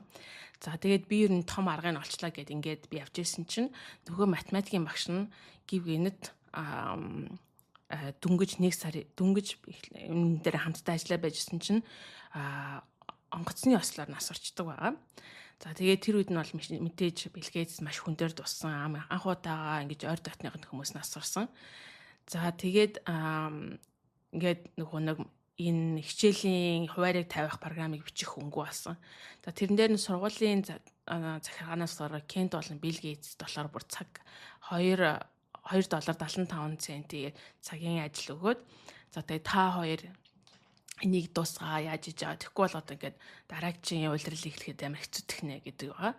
За тэгэнгүүт Билл Гейтсийн хувьд амьдралд анх удаа өөрөөсөө том одоо responsibility үүрэг хүлээдэг. Тэгээд энэ нөр хэлжсэн. Энэ бол зөвхөн ангийн прожектын ажил биш. Энэ бол жинхэнэ амьдрал юм аа гэж өөртөө ингээд бүр ингээд тэр хоёр бүр өөртөө хэлээ. Энэ бол жинхэнэ амьдрал гэл те ойроо олго хэлээд энэн дээр бид нар алдаа гарах юм бол энийг хийж чадахгүй байх юм бол болохгүйгээд бүр өстө жинхэнэ өдөөш нүгөө сууж агаад ажилласараа байгаад ер нь амар их оройхон дуусахаар ер нь ингээд ажилтдаг байгаа. За тэгээд нэлээд завгүй байсан. За тэгээд ингээд явж ясан чинь 100 болоод нөгөө нэг дараачийн улирал 9 сар гэхэд ер нь бэлэн болох хэвээр. Тэгээд ерөөсө зунжингаа маш их завгүй байсан. Тэ? Юмнуудын хичээлдээ явна. Нөгөө компьютерийн хичээл заана. За тэгээд дээрэс нь нэмээд энэ программыг бичнэ гэд ингээд маш завгүй байсан. За тэр үеэр нь Кент найз нь бас маш завгүй өөрийнхөө олон төрлийн сонгуульд ажиллаж хийж байгаа програмаа бичнэ. За тэгээд дээрэс нь нөгөө ууланд авирах юм бас хичээлээ хийдэг байсан. За тэгээд үжсэн нэг маш золгүй явдал тохиолдог. Тэрний үйлээр 100 ууланд найз нь нэг Вашингтоны их сургуулийн ууланд авиралтын сургуульд явж исэн гэсэн шүү дээ, тий. Тэр нь сүүлийн төгсөлтийн ууланд авиралт болоод тэгээд нэлийн аюултай ууланд авирах зүйл болсон юм байна. Тэр нь болохоор 2700 м хавцаа өндөртэй Сиэтл хотоос хойд хэсэгт нь байдаг тийм том байнгын мөнх цастай, тийм глэшертэй, мөстэй тийм том уулын оройд гарах тийм сүүлийн анги байлгоод за тэр нь аав ээж нь жоохон дургүй байсан болоо за яв гэд явуулсан боловч тэр хагас бүтсэнээр Билл Гейтс Кентийн аав нь Билл Гейтс руу уцаар ярьдаг. Тэгсэн чинь болохоор хэлсэн болохоор Кент болохоор сая уулын тэнд осолд ороод нас орчлаа гэж хэлдэг байгаа. За тэгээд хамгийн сайн найзсан Кент нь нас ороход бол Билл Гейтс маш хүн дээр туссан. Тэгээд сүүлрээ өөрөө юу хийснээ ч сандаггүй. Тэр хэдэн өдөр бол юу хийснээ ч сандаггүй. Тэгээд ямар ч байсан өөрийнх нь хувьд бол маш том одоо гар цохирлуулсан одоо амьдралд нь хамгийн их нөлөөсөн хүн бол Кент байсан. За тэгээд нөгөө нэг сайн найзууд байж байгаад нэг нь насрахаар ерөнхийдөө ингээд найзынхаа одоо амьдралыг аваа явж байгаа юм шиг мэдрэмжтэй байдаг гэж өөрөө бас хэлдэг. За тэгээд тэрнээс гадна аль хэдийн Кент бол Билл Гейтсийн ямар хүн болох, ямар хүн бол төлөвшөх гэдэгт бол маш ихээр нөлөөсөн байсан. За тэгээд маш тийм хэцүү байдалд орсон байсан. За ингээд байжсэн чинь нөгөө нэг сургуулийн нөгөө нэг бас нөгөө програмаа дуусгах хэрэгтэй шүү дээ тий. Сургуулийн цагийн хуваараа гаргадаг програмаа дуусгах хэрэгтэй. За тэгээд ганцаараа угаасаа модэж хийж чадахгүй байсан. За Кенттэй эхлүүлсэн програм байсан учраас би энийгээ сайнаа зайхан төлөө дуусгах ёстой гэсэн. За тэгээд Пол Айлныг гуйсан. Пол Айлн бол энэ үед бол Алидийн сургуулаа төгссөн. Их сургуульд ойролцоо нэг цаг гарны зайтай байдаг. Их сургуульд явж исэн. За дунийхаа амралтаар ирсэн байсан учраас Пол Айлнээс гуйгаад тэгээд энэ хоёр нийлээд өдөрш нөгөө дуусгасаар ерөөсө 100-аас суусаар агаад дуусгаад тэгээд 9 сард сургууль ихэд бол компьютер нь програм нь ажилладаг. Тэгээд би ямар ч асуудалгүй хүмүүсийн хичээлүүдийг нь хуваарийн бичдэг болсон байгаа. За тэгээд энэ зунжангаа хамттай байсан учраас Пол Айлнтай бол ер нь бол нэлээд тийм ойр дотн болсон. Зунжангаа ерөөсөө 24 цаг хамттай байдаг байсан энэ үеэр. За тэгээд тэнтэс нэлээд одоо биенээс сурсан зүйлүүд их байсан. За тэгээд Пол Айлн бол юу байсан бэ гэхээр бас компьютерт нэлээд сонирхолтой, угаасаа сонирхолтой байсан гэж хэлэхөө улам их сонирхолтой. За тэгээд ялангуяа технологийн тийм шинэ зөвшөлтүүдийг нэлээд ингэж хайдаг. За тэндээс юу жилжсэн бэ гэхээр байнга тэрнээс сонин сэтгүүл уншдаг. За тэгээд Intel гэдэг компани юм байна. Intel гэдэг компани болохоор 4400 гэдэг microprocessor дүнгиж гаргасан. За тэгээд энэ дахиад өшөө сайжирчих юм бол ерөөсөө юм жижигхэн юм болно. Тэгээд тэр жижигхэн зүйлийг бол хүмүүс утахгүй хүн болгон компьютер хэрвээ тэр нөгөө microprocessor-ын сайжраад ингээд жил болго ингээд яваад тах юм бол утахгүй хүмүүс өөрийн гэсэн компьютертэй болж болох юм шиг байна гэдэг тийм зүйлүүдийг би ойлгож харлаа гэж Пол Айлн бол тухайн үедээ олон сэтгүүлээс уншсан мэдээлэл хэлжсэн. За тэгээд энэ бол бүр ингээд дэлхийг өөрчлөх зүйл болох болно гэж хамгийн анх энэ ахлах сургуультай байхдаа энэ хоёр ингээ хоорондоо зундын амралт ярьж байсан юм. Тэгээд тэрэн сүүл рүүгээ Microsoft-ийн эхлэл болоод явдаг байгаа. За тэгээд Bill Gates маань төгсөх ангита ордог.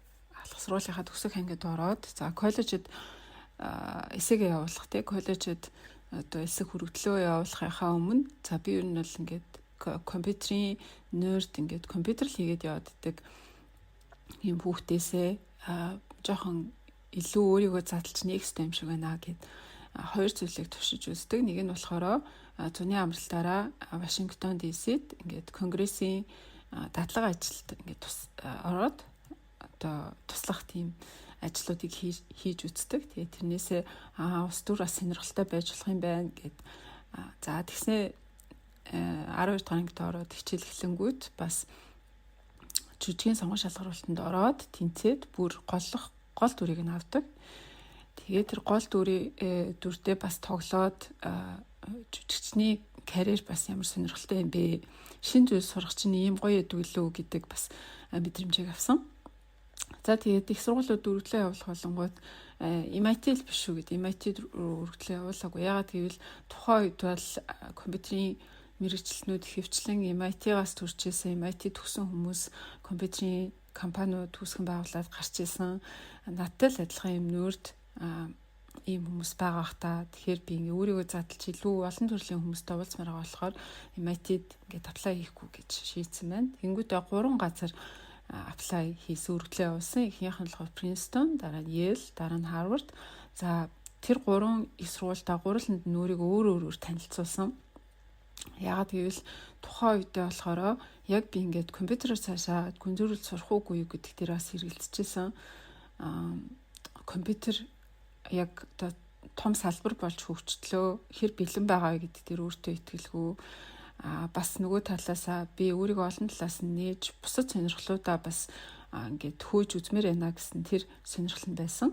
Тэгэхээр одоо жишээл Принстон руу үргэлжлээ явуулахдаа за би компьютерийн инженер болмоор байна гэж бичсэн боловч Yale руу үргэлжлээ явуулахдаа би ингээ улс төр засгийн газрын ажил хиймээр байна. Би ингээ драма сонирхолтой Вашингтон ДС дадлага хийжсэн гэд тэр талаараа бичээд за Harvard-д үргэлжлээ явуулахдаа болохоор би ийм чухал компьютерийн ажлуудыг бүр дунд ангитай байхдаа дахлах ангитай байхдаа хийжсэн гэдгээ дуртаад гэхдээ би одоо улс төр болон эдийн засагт сонирхолтой байж магадгүй хамгийн сүүлд нь дурдсан. За тэгээд байжгаад тэгсэн чинь өмнө нь нөгөө нэг одоо дунд сургуультай байхдаа нөгөө нэг юуны цалингийн нэг систем боловсруулж байсан. Тэр төслөөр хамт ажиллаж байсан хүн нь чи ингээд ийм мужийн эрчим хүчний нэлээд томоохон компани төсөл дээр ажиллах уу? Тэгээд энэ төсөл дээр ажиллах хүн дутагдаад байгаамаа гэд тэгсэн. Тэгээд Пол Алныг дуудаад энэ хоёр энэ төсөл дээр ингээд ажилладаг юм лөө. Гэхдээ өгн сургууль сураад байгаа шүү дээ. 12 дахь ингээд хичээл нь дуусаагүй байгаа. Пол Алн болохоор Вашингтоны их сургуульд сурч байсан. Тэгээд одоо энэ төсөл дээр ажиллах хэсэг дээр ингээд эргэлзээд аав штийсэн чинь хичээлээ яах юм бэ? Хичээлээ өргөдүүлчихгүй.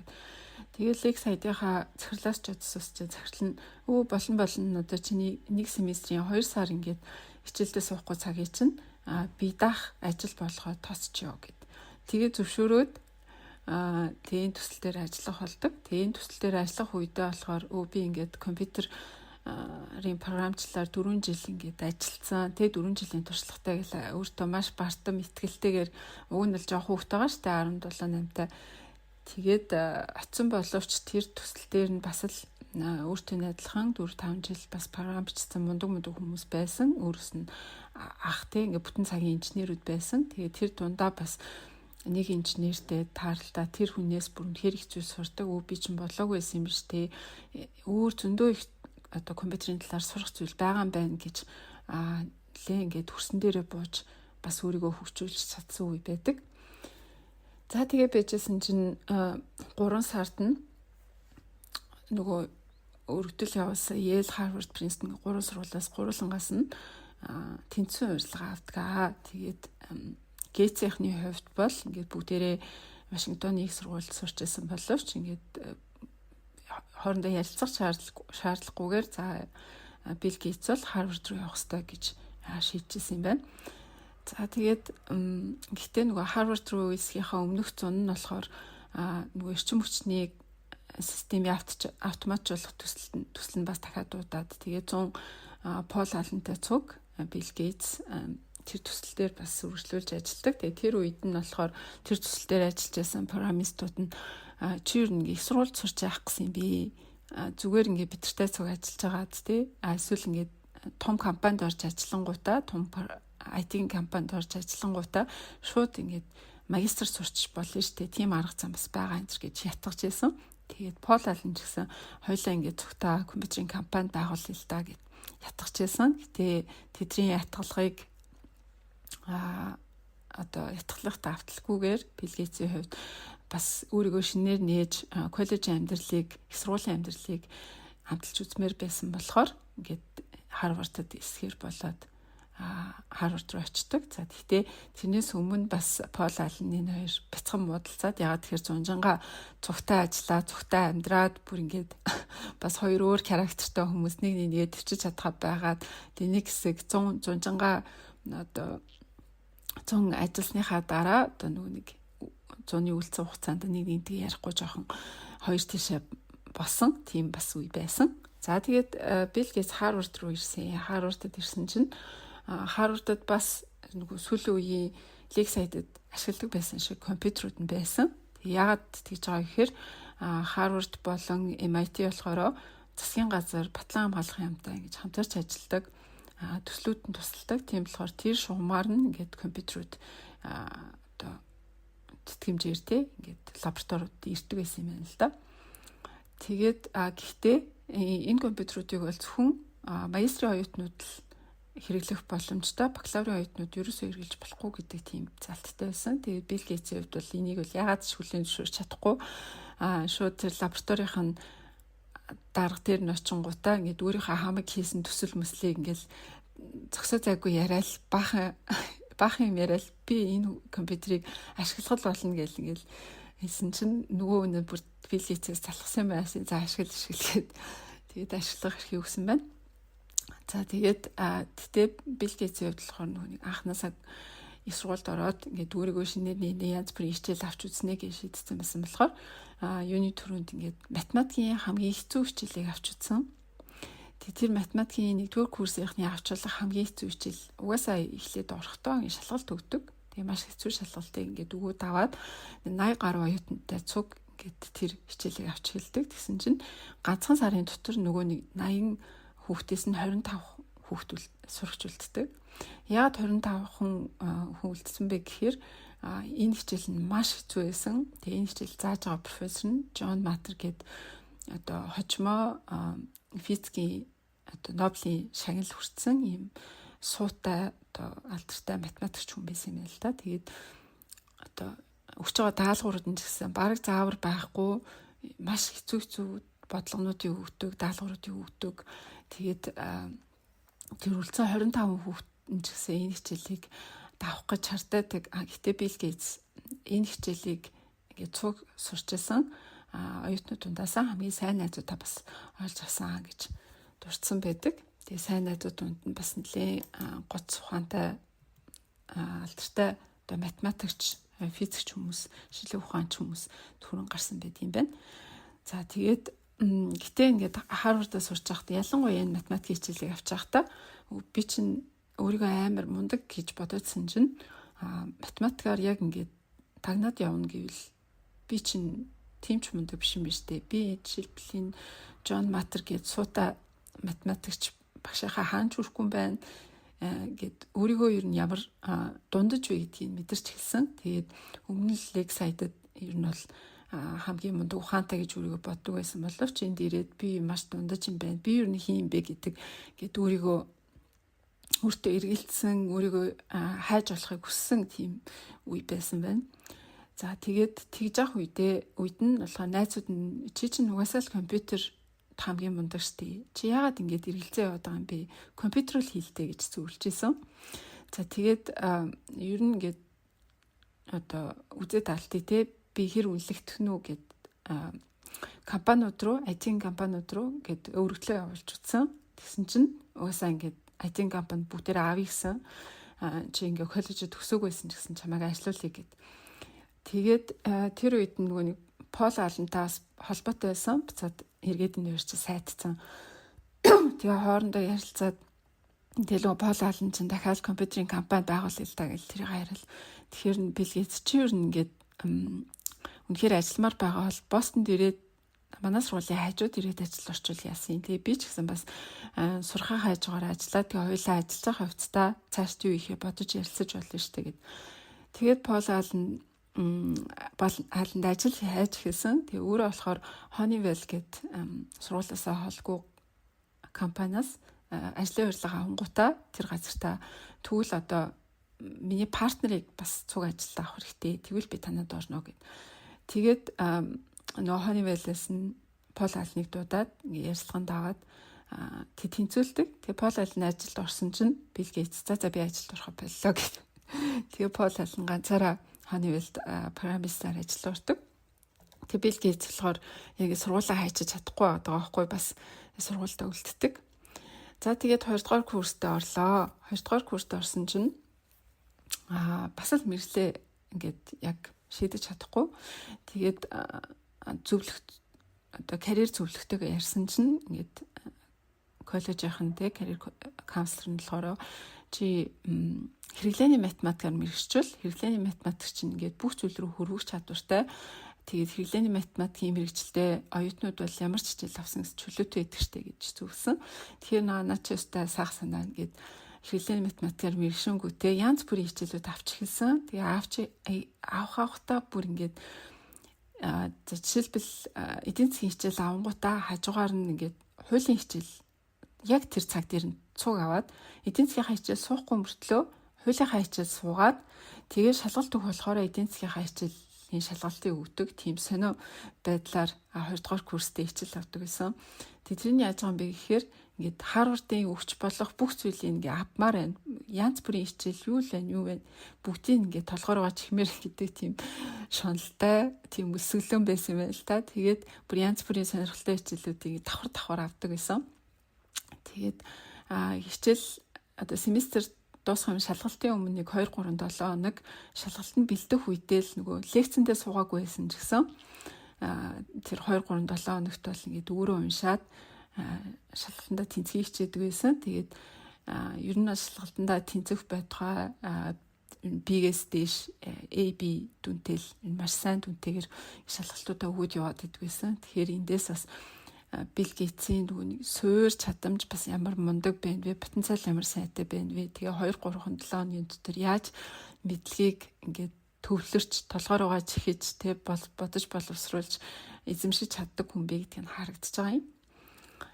За тэгээд байжсэн чинь 1974 оны 12 дугаар сард тэ Пол Аллен нэг сэтгүүл бариад амар амьсгацсан өнгөжирсэн. Тэгсэн чинь тэр сэтгүүл дээр нь анхны персонал компьютер гарлаа. Тэр нь $400 хямдхан.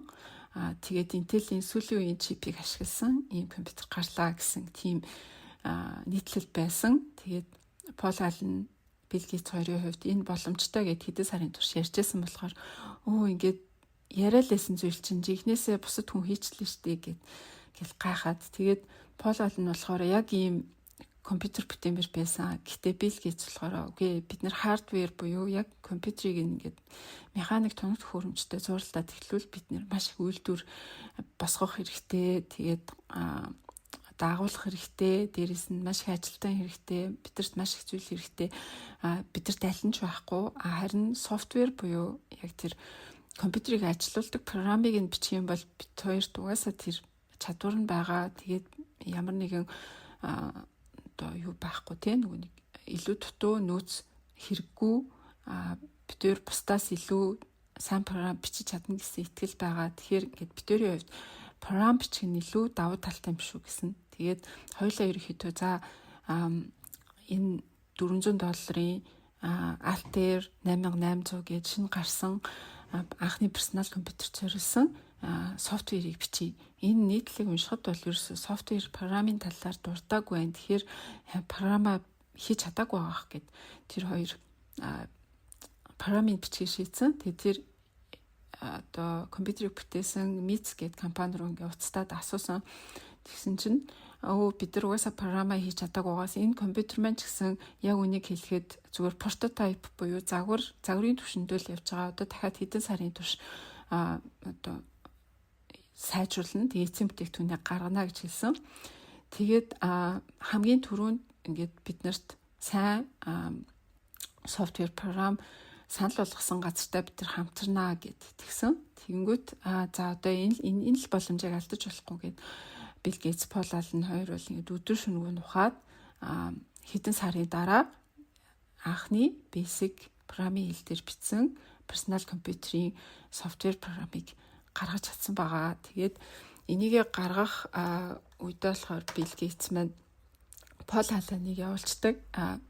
Өөрөө болохоор хамгийн ингээд цугтаа хийгээд тэгээд Пол Аллен онгоцоор очоод одоо энэ орчин бол Harvard-ийн одоо лабораторийн танхимд ингээд огт энэ шинэ гарсан компьютерийг барьчиж үзээгүй, харчиж үзээгүй, энэ дээр ингээд туршилт хийх боломжгүй. Зүгээр Harvard-ийн компьютерийг ингээд симуляц программын тусламжтайгаар тэр нөгөө шинэ гарсан компьютер байна гэж одоо симуляцтэй ингээд ситуац үүсгэж хагаад туршиж одоо энэ програмаа бичсэн байгаа шүү дээ. Тэгэхээр ингээд чихнээсээ бол ерөөсөө ажиллуулж үзээгүй.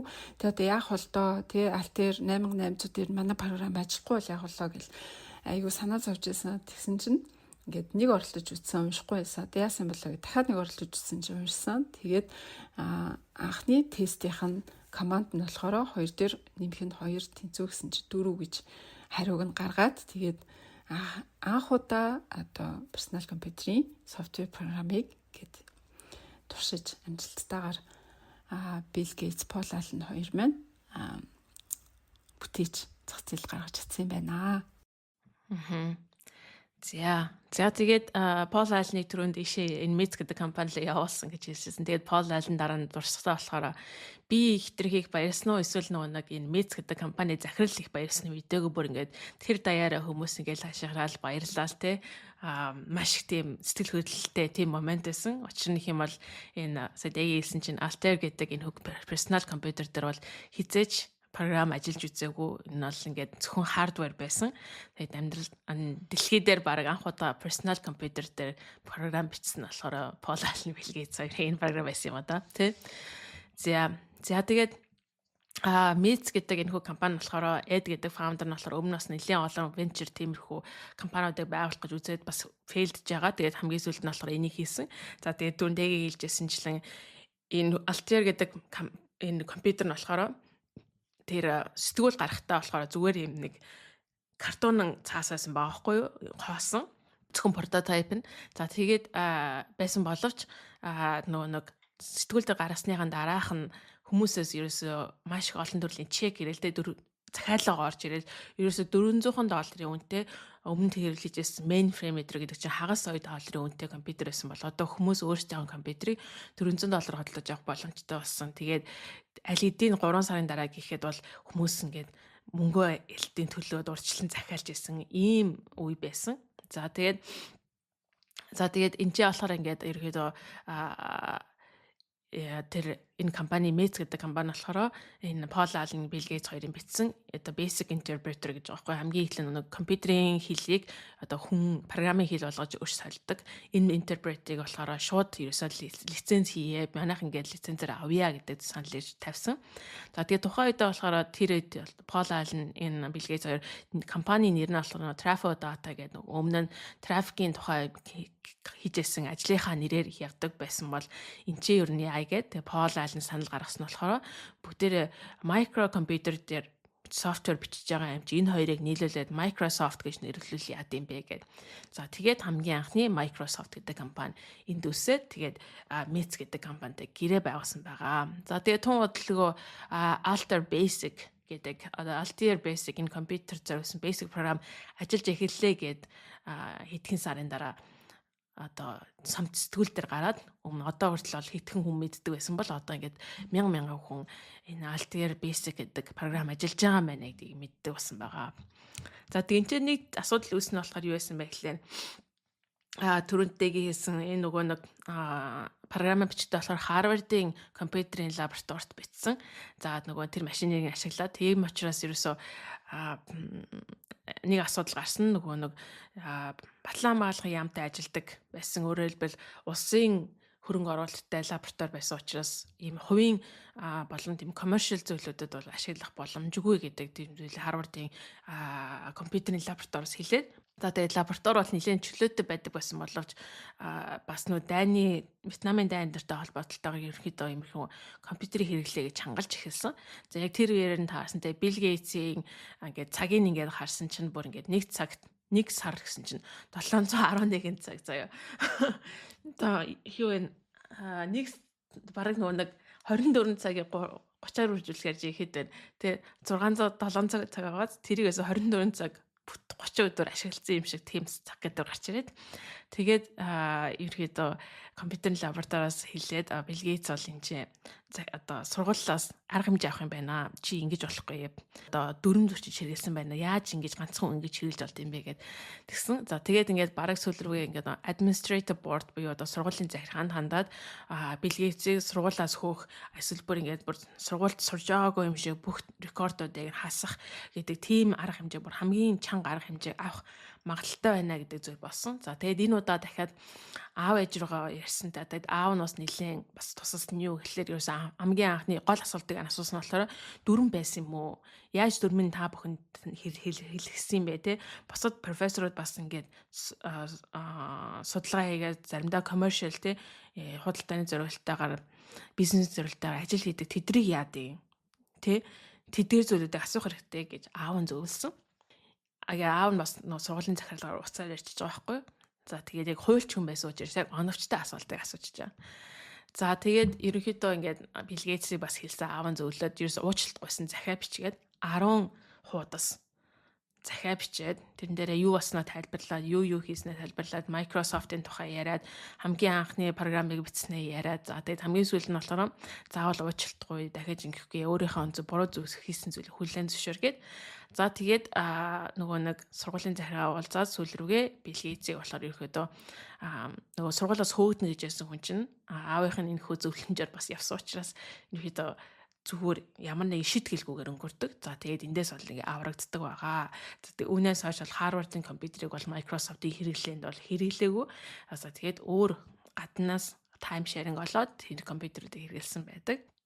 За тэгээд Mets гэдэг нөгөө компани Altair болохоор за тэгээд лиценз Microsoft-ийн энэхүү програмыг болохоор лицензээр аваад хийдэг.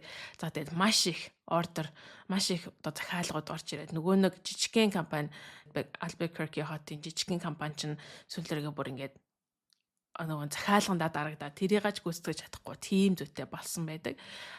Энэ үеэр нь болохоор Пол Аллен нь болохоор энэ Mets гэдэг компанид ажиллахаар болоод Albuquerque нүүдэг байгаа. Bill Gates болохоор өөрийнхөө амралтынхаа үеэр ч юм уу завтай үеэр очиж тэнд очиж хамт ажилладаг.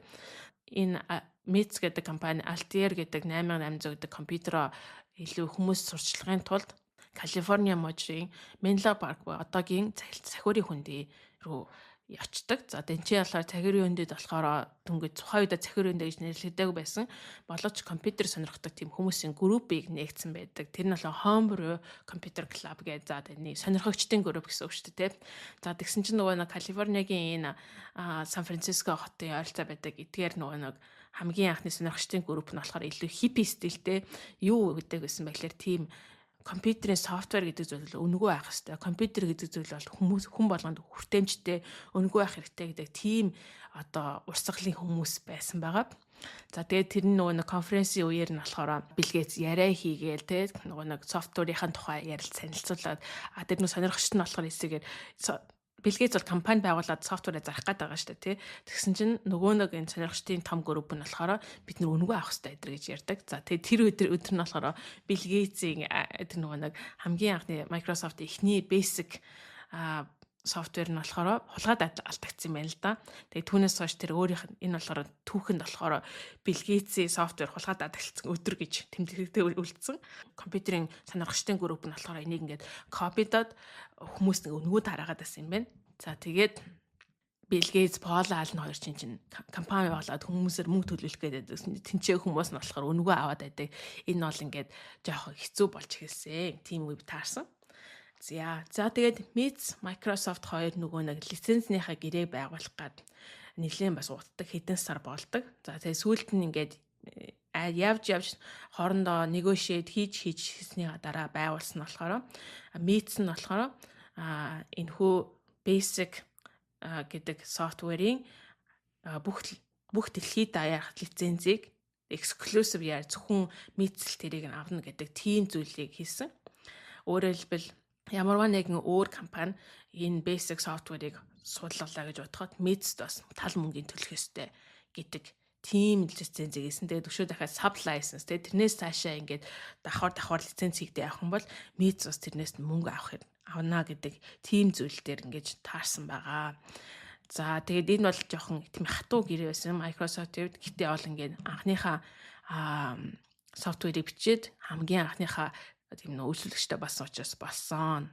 Хүн Altair 8800-аас гадна Motorola-гийн microprocessor болон Altair 680 гэдэг бас microprocessor гэдэг олон төрлийн microprocessor хийж байгаа. Тэгээд нөө компьютерийн хэллийг програмын хэл болгодог гэсэн чинь тийм хүн ойлгоход хэл болгодог. Тийм болохоор тэр microprocessor нь өөрчлөгдөхөөр тэрэнд зориулаад өөр софтвер дахиад бичих хэрэгтэй гэсэн. За тэгээд энэ хоёр төрлийн шинийг бичих үү гэсэн чинь Microsoft болохоор за тийгээд тэгээд бичгээр бол зөвшөөрдөг байгаа. Paul Allen болохоор Mets гэдэг компанид бүтэн цагаар ажиллаа. Тэгээ хажуугаар нь Microsoft-ийн ажил хийж байгаа шүү дээ, тий. Bill Gates болохоор бүтэн цагаар Harvard-д сураад тэгээ хажуу талаар нь Microsoft-ийн ажил хийж байгаа. Тэгээд ингүүд маш их ажилтаа болсон. За тэгээд нөгөө нэг өмнө байсан Lakeside-д хамтдаа сурч ирсэн бас Rick гэдэг найзаагаа дуудаа тэр үед нь болохоор Stanford-д сурч ирсэн юм байна. Дуудаа тэгээд зун бас хамтдаа хийгээд ингээд ерөнхийдөө ингээл гуруулаа ажиллаад Microsoft ерөнхийдөө Dynamic team байсан. Paul Allen болохоор маш их нөгөө компьютерийн яг технологи болон шин зүйлийг судалдаг тиймэрхүү байдлаар ажилладаг. Рик болохоор өдөр тутмынхаа ажлыг интернетээс гадна код бичнэ. Bill Gates болохоор бизнесийн талаа хариуцаад за тэгээ дээрэс нь бас кодо бичдэг. Бас энэ нөгөө нэг шин нөгөө нэг програмынхаа зүйлүүдийг бас хамт бичдэг. Ийм байдлаар байсан байна. За тэгээд өөрийнх нь нэг ойлгосон зүйл болохоор ингээд хараад байсан чинь болохоор Рик болон Пол болохоор програм бичиж байгаа. Тэгээд нөгөө нэг компанигээ томрох тусам шинэ үйлчлэгчтэй болох тусам нэг зүйл нь болохоор хэцүүсэн болохоор менежментийн асуудал маш хэцүүсэн. Тэр нь болохоор жишээлбэл одоо банк санхүүгийн асуудал ч юм уу, шинэ маркетингийн асуудал гэж ерөөдөө програмаас бусад бүх ажлуудыг нь болохоор Bill Gates хийжсэн. За тэгээд ингээд өөрөө ингээд харж байсан амар их юм шинэ зүйл сурах хэрэгтэй. Ерөөсөө энэ бол Paul Allen 50% байсан боловч өөрийн санал нь болохоор менежментийн асуудал би бүгдийг хариуцж байгаа болохоор компани болохоор 60-40-ээр хийе гэдэг team саналыг тавиад за тэгээ Bill Gates, Paul Allen тэрийг хүлээгээд Bill Gates 60%, Paul Allen 40% болохоор ингэж хийдэгсэн байгаа. За тэгээ ерөөсөө энэ 19 настай өгөөд дөнгөж Harvard-ийн 1-р курст байсан. За листэж их өдөр шөнөгөө суугаад ерөөсөө унтахаас бусд өөр цагт нь болохоор програм бичдэг ямар ч хувийн амьдрал гэж байхгүй, найз охин бож явахгүй, кино минонд явдггүй, босч ирээл бараг нэг компьютерийнхаа дэлгэцэн дээр ингэж наалдаж 2-3 цаг унтчаал буцаал босч ирээл компьютер ингэ бичдэг, бүр ингээд амар их ажилдаг яг тэр үеэр нь байсан. Ингэж ажилласныхаа дараа 8 сар ингээд ажиллаад харахад ингээд бүтэн ажилдаг ийм софтверийг хийгээд тэгээд тэр Altair компьютертэй ингээд тэрэнд нь суулгаад ингээд явдаг болсон байгаа.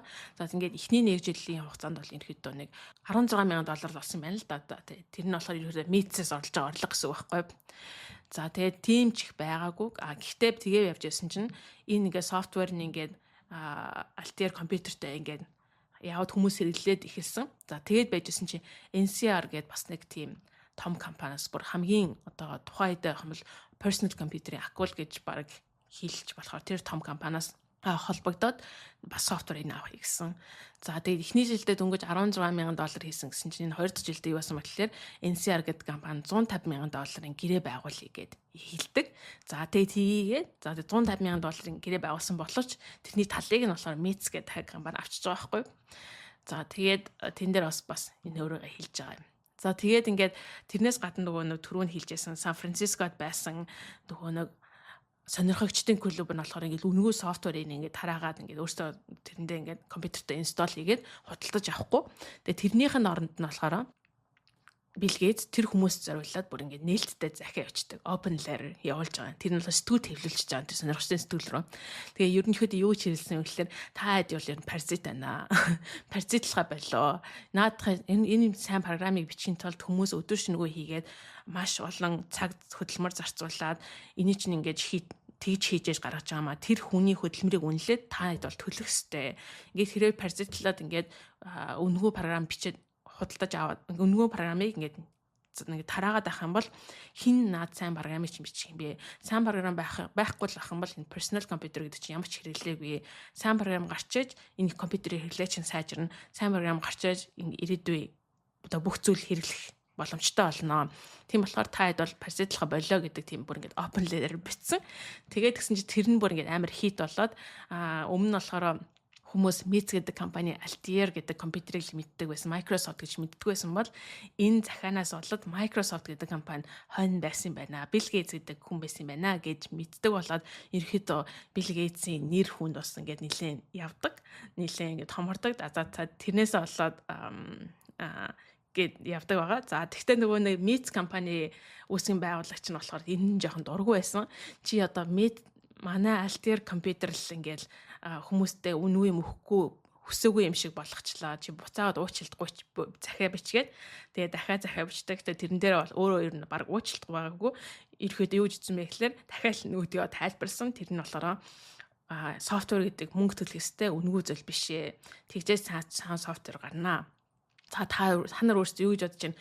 Үнгүй муу юм авмаар байна уу? Мөнгөний төлөө сайн юм аваад сайн personal computer хэрэглэмээр байна уу гэдэг тийм бас захиаг бас гаргадаг байгаа. За тэгээд Microsoft ч гэсэн нэр хүнд нь өссөн, нэлээд бас томорсон. За тэгээд ерөнхийдөө өөрөө бодохдоо Bill Gates зурн байнга Microsoft-ийн ирээдүй цаашдаа ирэхин томрох уу, ямар бизнес хэрэгтэй, ямар бизнес чиглэлээр явах уу те юу хэрэгтэй гэдгийг нэлээд гаргаад за тэгээд жил гарны дараа өөрийнх нь бас ингээд захианууд байгаа байхгүй. Paul Allen, Ricky дээр бос хүмүүстэй бичсэн. Тэр нь болохоор компани хэмжээ болон одоо нэр хүндээ томруулах, дараачихт нь болохоор хоёр дахь нь мөнгө олох гэдэг ийм хоёр зорилгыг дараачийн 2 жилд тавья. За тэгээд бүгдээр яг 2 жилийн турш яг Microsoft-аар төвлөрөё гэж ингэж бичдэг байгаа. За ингээд явж байсан чинь ингээд business week буюу одоо ердийн л одоо бизнесийн сонирс төвлөлд болохоор микрокомпьютерийн тухай гардаг. Тэгээ энэ нь болохоор маш том зүйлээсэн гэж өөрөө бас хэлж байгаа. Яагаад гэх юм бол өмнө нь бол микрокомпьютер ч юм уу personal computer-ийн тухай бол сонирхогчдын зөвхөн компьютер сонирхогчдын сэтгүүл гардаг гэсэн бол одоо бол ердийн бизнес сэтгүүл гарсан. Өөрөөр хэлбэл уншигчд нь ихлээрээ хөрөнгө оруулагчид, том компани захирлууд одоо мөнгөтэй хүмүүс ер нь энэ салбарыг харж эхэлж байна. Тэгэхээр энэ салбар руу ер нь мөнгө орж ирэх юм байна гэдэг зүйлийг бол энэ чинь харж эхэлсэн. За тэгээд нэг зүйлийг бас хэцүүсэн нь болохоор ерөнхийдөө гол Microsoft-ийн хувьд хамгийн гол үйлчлэл өгч нь болохоор Mets гэж энэ компани байсан. За тэгээд түүнээс гадна өөр одоо том компани ерөнхийдөө өөр үйлчлүүлэгч хэрэгтэй байна гэж хэлээд ерөөдөө General Electronics ч юм уу NCR гэл ер нь бусад компаниуд руу ингээд approach хийгээд за тэндээс бол ерөөдөө нэлээд зүйлд олж эхэлсэн байгаа. Тэгээд бусад компаниуд ч гэсэн ер нь Microsoft-ийн энэ хийсэл сонирхож эхэлсэн гэж байгаа. За тэгээд ингээд явж ясан чинь ингээд бусад олон компаниуд Microsoft-ыг худалдаж авъя гэд байж ясан чинь нөгөө нэг түрүүнд хэлсэн шүү дээ Mets болохоор нэг тийм exclusive лицензтэй байсан гэдэг. Тэгээд тэр лицензээс болоод ерөөсө зарахгүй байсан байгаа байхгүй. Mets тэр нөгөө нэг юмнуудын гарын үсээ зурхгүй. За тэгэнгүүт нөгөө нэг Microsoft буцаага шинэ клиент ерөөсө орлох боломжгүй болчихж байгаа. За тийм юм жоо сонирн байдалтай байсан. За тэгээ тэр үеэр нь ингээд байсан бас нөгөө Bill Gates-ийн Microsoft-ийн нэг зүйлийг анхаарсан нь болохоор Microsoft-ийн хувьд ингээд өдөр тутмын operation нэлийн ингээд лүүс болоод айгүй их олон програм бичих хэрэгтэй. Тэгэнгүүт тэр Microsoft-ийн operation-ыг хийж чадах хүн бараг байхгүй. За тэг Bill Gates бол энийг бол чангалах хэрэгтэй байна. Би ер нь өөрөө очиж гардан ажиллаа хийхгүй болохгүй юм байна гэдэг тийм зүйлийг гаргаад бас Microsoft руу нэлээд бас ингэж өөрөө бүр ингэж ордог. Тэгээд хажууд нь бас нөгөө Harvard-ын хичээлийг нь бас авч байгаа шүү дээ, тийм. Тэрнийхээ үеэр бас хийхээ зур аргагүй болдог. Ялангуяа ингээд санхүүгийнхаа байдлыг ингээд харсан чинь юу болсон бэ гэхээр Mets ерөөсөө мөнгө төлөхгүй төлөх ёстой байсан тэр мөнгөө төлөхгүй нэгдүгээр. Хоёрдугаарт нь болохоор бусад компанитай шинээр гэрээ байгуулъя гэхлээр нөгөө лицензийн Mets автсан учраас шинээр гэрээ байгуулахгүй ингээд байсан. За энийг бол ерөөхдөө ямар нэгэн аргаар одоо зогсоох хэрэгтэй байна гэх ингээд байж идэл Mets гэдэг энэ хүн компаниг өөр нэг Impertec гэдэг амар том компани $6 сая худалдаж авахар болсон гэдэг зүйлийг сонсдог байгаа. За тэгээ Impertec гэдэг нөгөө нэг том компани болохоор ерөөхдөө нэм том акул шиг. За тэгээл ерөөхдөө ингээд амар том хуульч дээр явуулаад тий гик хүмүүсээс шал ондоо тийм том одоо костюм бичиг хүмүүс орж ирэл ингээд аналцаал ингээд байжсэн. Энэ бол ингээд Microsoft-д мөнгө төлөх ёстой байсан зүйлээ бүр нэг ч мөнгө төлөхөө болоод Microsoft-ийн санхүүгийн хувьд нэлээд хэцүүтэй. Тэд нар ч ингээд хүн ингээд шинээр инженеруудтай болцсон маш олон зүйлүүдээр ажиллаж байсан. За тэгээд байж исэн чинь энэ нэг зүйлийг нь олж харсан болохоор Mets гэдэг компани нөгөө нэг анх гэрээ байгуулахдаа Microsoft-тэй байгуулахдаа Bill Gates болохоор тэр гэрэн дээрээ best effort гэдэг зүйлийг хийсэн. Тэр болохоор хамгийн сайнаар хичээнэ гэдэг тэр клаусыг оруулсан байгаа байхгүй. Тэр нь юу вэ гэхээр Mets гэдэг компани Microsoft-ийн одоо софтверыг зарахдаа хамгийн сайнаар өөрөө хичээгээд бусад компаниудад зарахыг хичээнэ гэдэг тийм зүйлийг болохоор яг тэр гэрээнийхээ залтан дээр оруулж ирсэн байгаа. Тэгээ өөрөөр хэлбэл Microsoft-ийн тэр софтверыг эзэмшлийг нь болохоор Mets аваагүй зөвхөн лицензийг нь авсан юм аа. За тэгээд лиценз нь авсан боловч хамгийн санаар хичээгээд бусад компаниудад бас зарахыг хичээнэ гэдэг тийм зүйл хийсэн байсан. Гэтэл тэрийгээ болохоор Bill Gates юу ч харсан байлээ. Mets ерөөсөө уншааг байна. Тэр ойлгоогүй байна гэд. Тэгээд байж идэл Mets-ийг худалдаж авахдаа Impertec гэдэг тэр том компанийн одоо хуульчид Bill Gates-ийг ингээд нэг өрөөнд дуудаж авчираад тэгээд энэ чинь одоо 19-20 настай хөвгт шүү дээ тий. Тэгсэн чинь 3 том хуульчид тэр өрөөнд нь суудсан орж ирээд чи энэ гарын зур одоо ингээд бит софтвер нь болохоор манайх гэж хэлгээд ингээд гарын зур гэсэн чи шууд билгээс болохоор үгүйгээд орилоод та нар өстө буруу над гэрээгээ унш те энэ бол та нарих биш энэ бол манай Microsoft их гээд тэгээд бүр ингээд бүр тэр өрөөнд дотор ч тэр 3 том хуульчтай жижигхэн тэр 19-20 настай Bill Gates ингээд хоорондоо хашгираад байж байгаа байхгүй би энэ логоо ойрлоод чистэ нэр ингэж болохгүй наатайг унш ингэж ингээл аюух тайлбарлаа те тэгээд Paul Allen л уцаар яриад Paul Allen за надад дэ өгчөө яшиг шиг гэсэн чи Bill Gates тэр үгүй энэ чинь ингэж хийхгүй хууль ёсноор нь явна гэд тэгээд эсвэл рүүгээ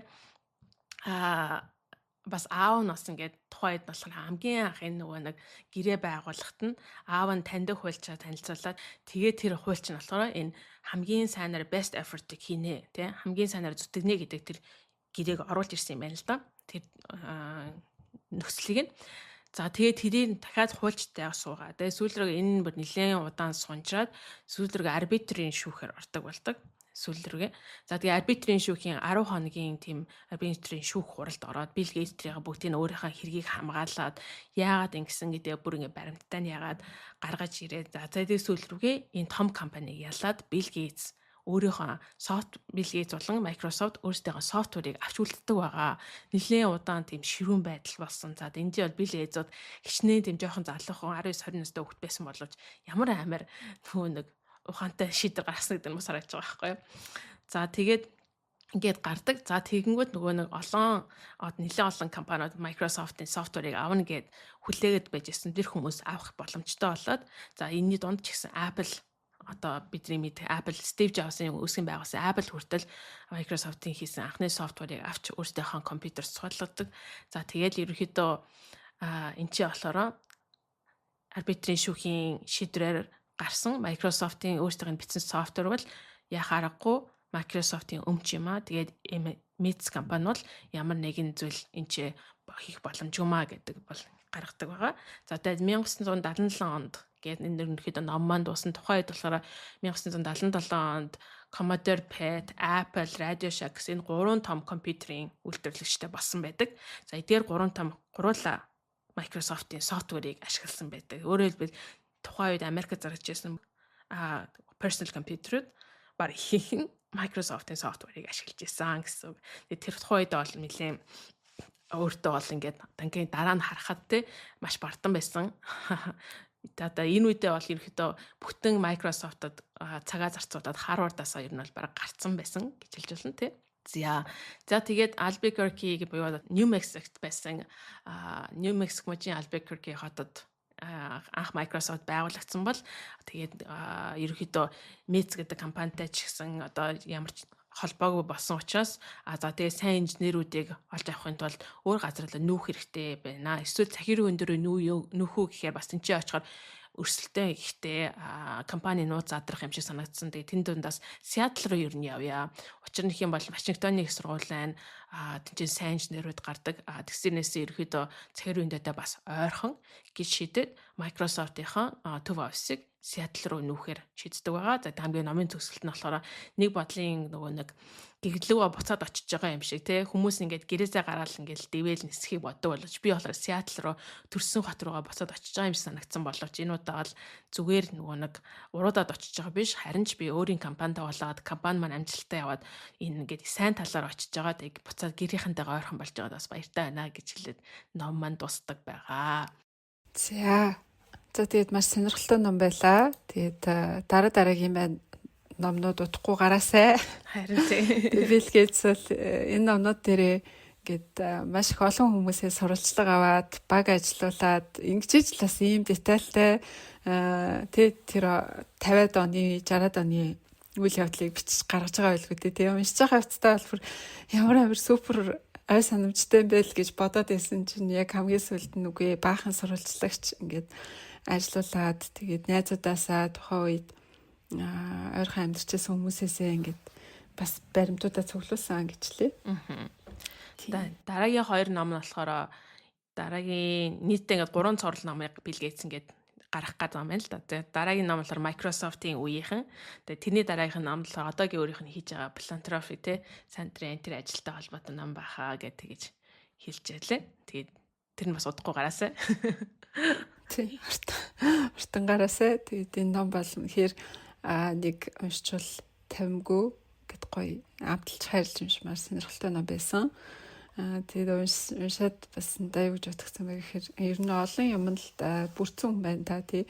Басаа төрхөөсөө л жоохон юм өөр хэлжсэн аутистик юм шиг ингээд миний тарих бусдаас арай өөр бүтцтэй арай өөр ажилдаг юм санагддаг гэд тэр нь байсан баах. Дээрэс нь гэр бүлийн дэмжлэг нь яасан сайн хийж аавч гэсэн ямар сургууль нь ямар сайн тий багаас нь дэмжсэн тэгээд сургуулийн ч гэсэн яасан 9 шидэн бүрдсэн дэмжлэг сайтай тэгээд сайн найзуудтай уулзсан байна тэгээд бас өөрөө маш хичээнгүй маш хөдөлмөрч хамгийн бааз тий зориулж чаддаг тэр дисциплин тэгээд аав ээжээсээ сурсан зүйлүүд нь ч гэсэн ер нь л айгүй олон зүйл ингээд цогцлогдож бүрдчихэж одоо нэг үе бол дэлхийн хамгийн баян хүн байлаа шүү дээ, Билл Гейтс. Энэ хүн бий болсон байна. Тэгээд түүхэнд хамгийн агуу компаниудын нэгийг бас үүсгэн байгуулж чадсан байна. Тэгээд Microsoft-ийн талаар ил аюу сонирхол уншаад байсан чи яг эхлэх болсон чинь дууссан ном нь. Тэгэхээр дараагийн номон дээр бүр сонирхолтой Microsoft-ийн халуун тоогонд юу өрнөжсэн талаар гарах нэ. Та нар ч гэсэн энэ номыг уншаарай. Гоё ном биш үү? Тий, маш олон дэтейлүүд байгаа. Тэрийг бол ингээл танан л ярьлаа да. Би бол аюу сайн таасаа тэгшээ бас сайхан дэлгэрүүлж ярьж байгаа шиг байна. Би бүр ингэж нэмэр юм зөндөө байсан. Тийм ойлгож байна. За тэгээд дугаараа өндөрлөхөөс өмнө спонсороо дурдъя.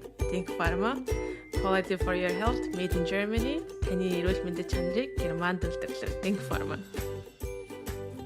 За тэгээд дараагийнхаа дугаараар уулзлаа. Түр баяртай. За баяртай.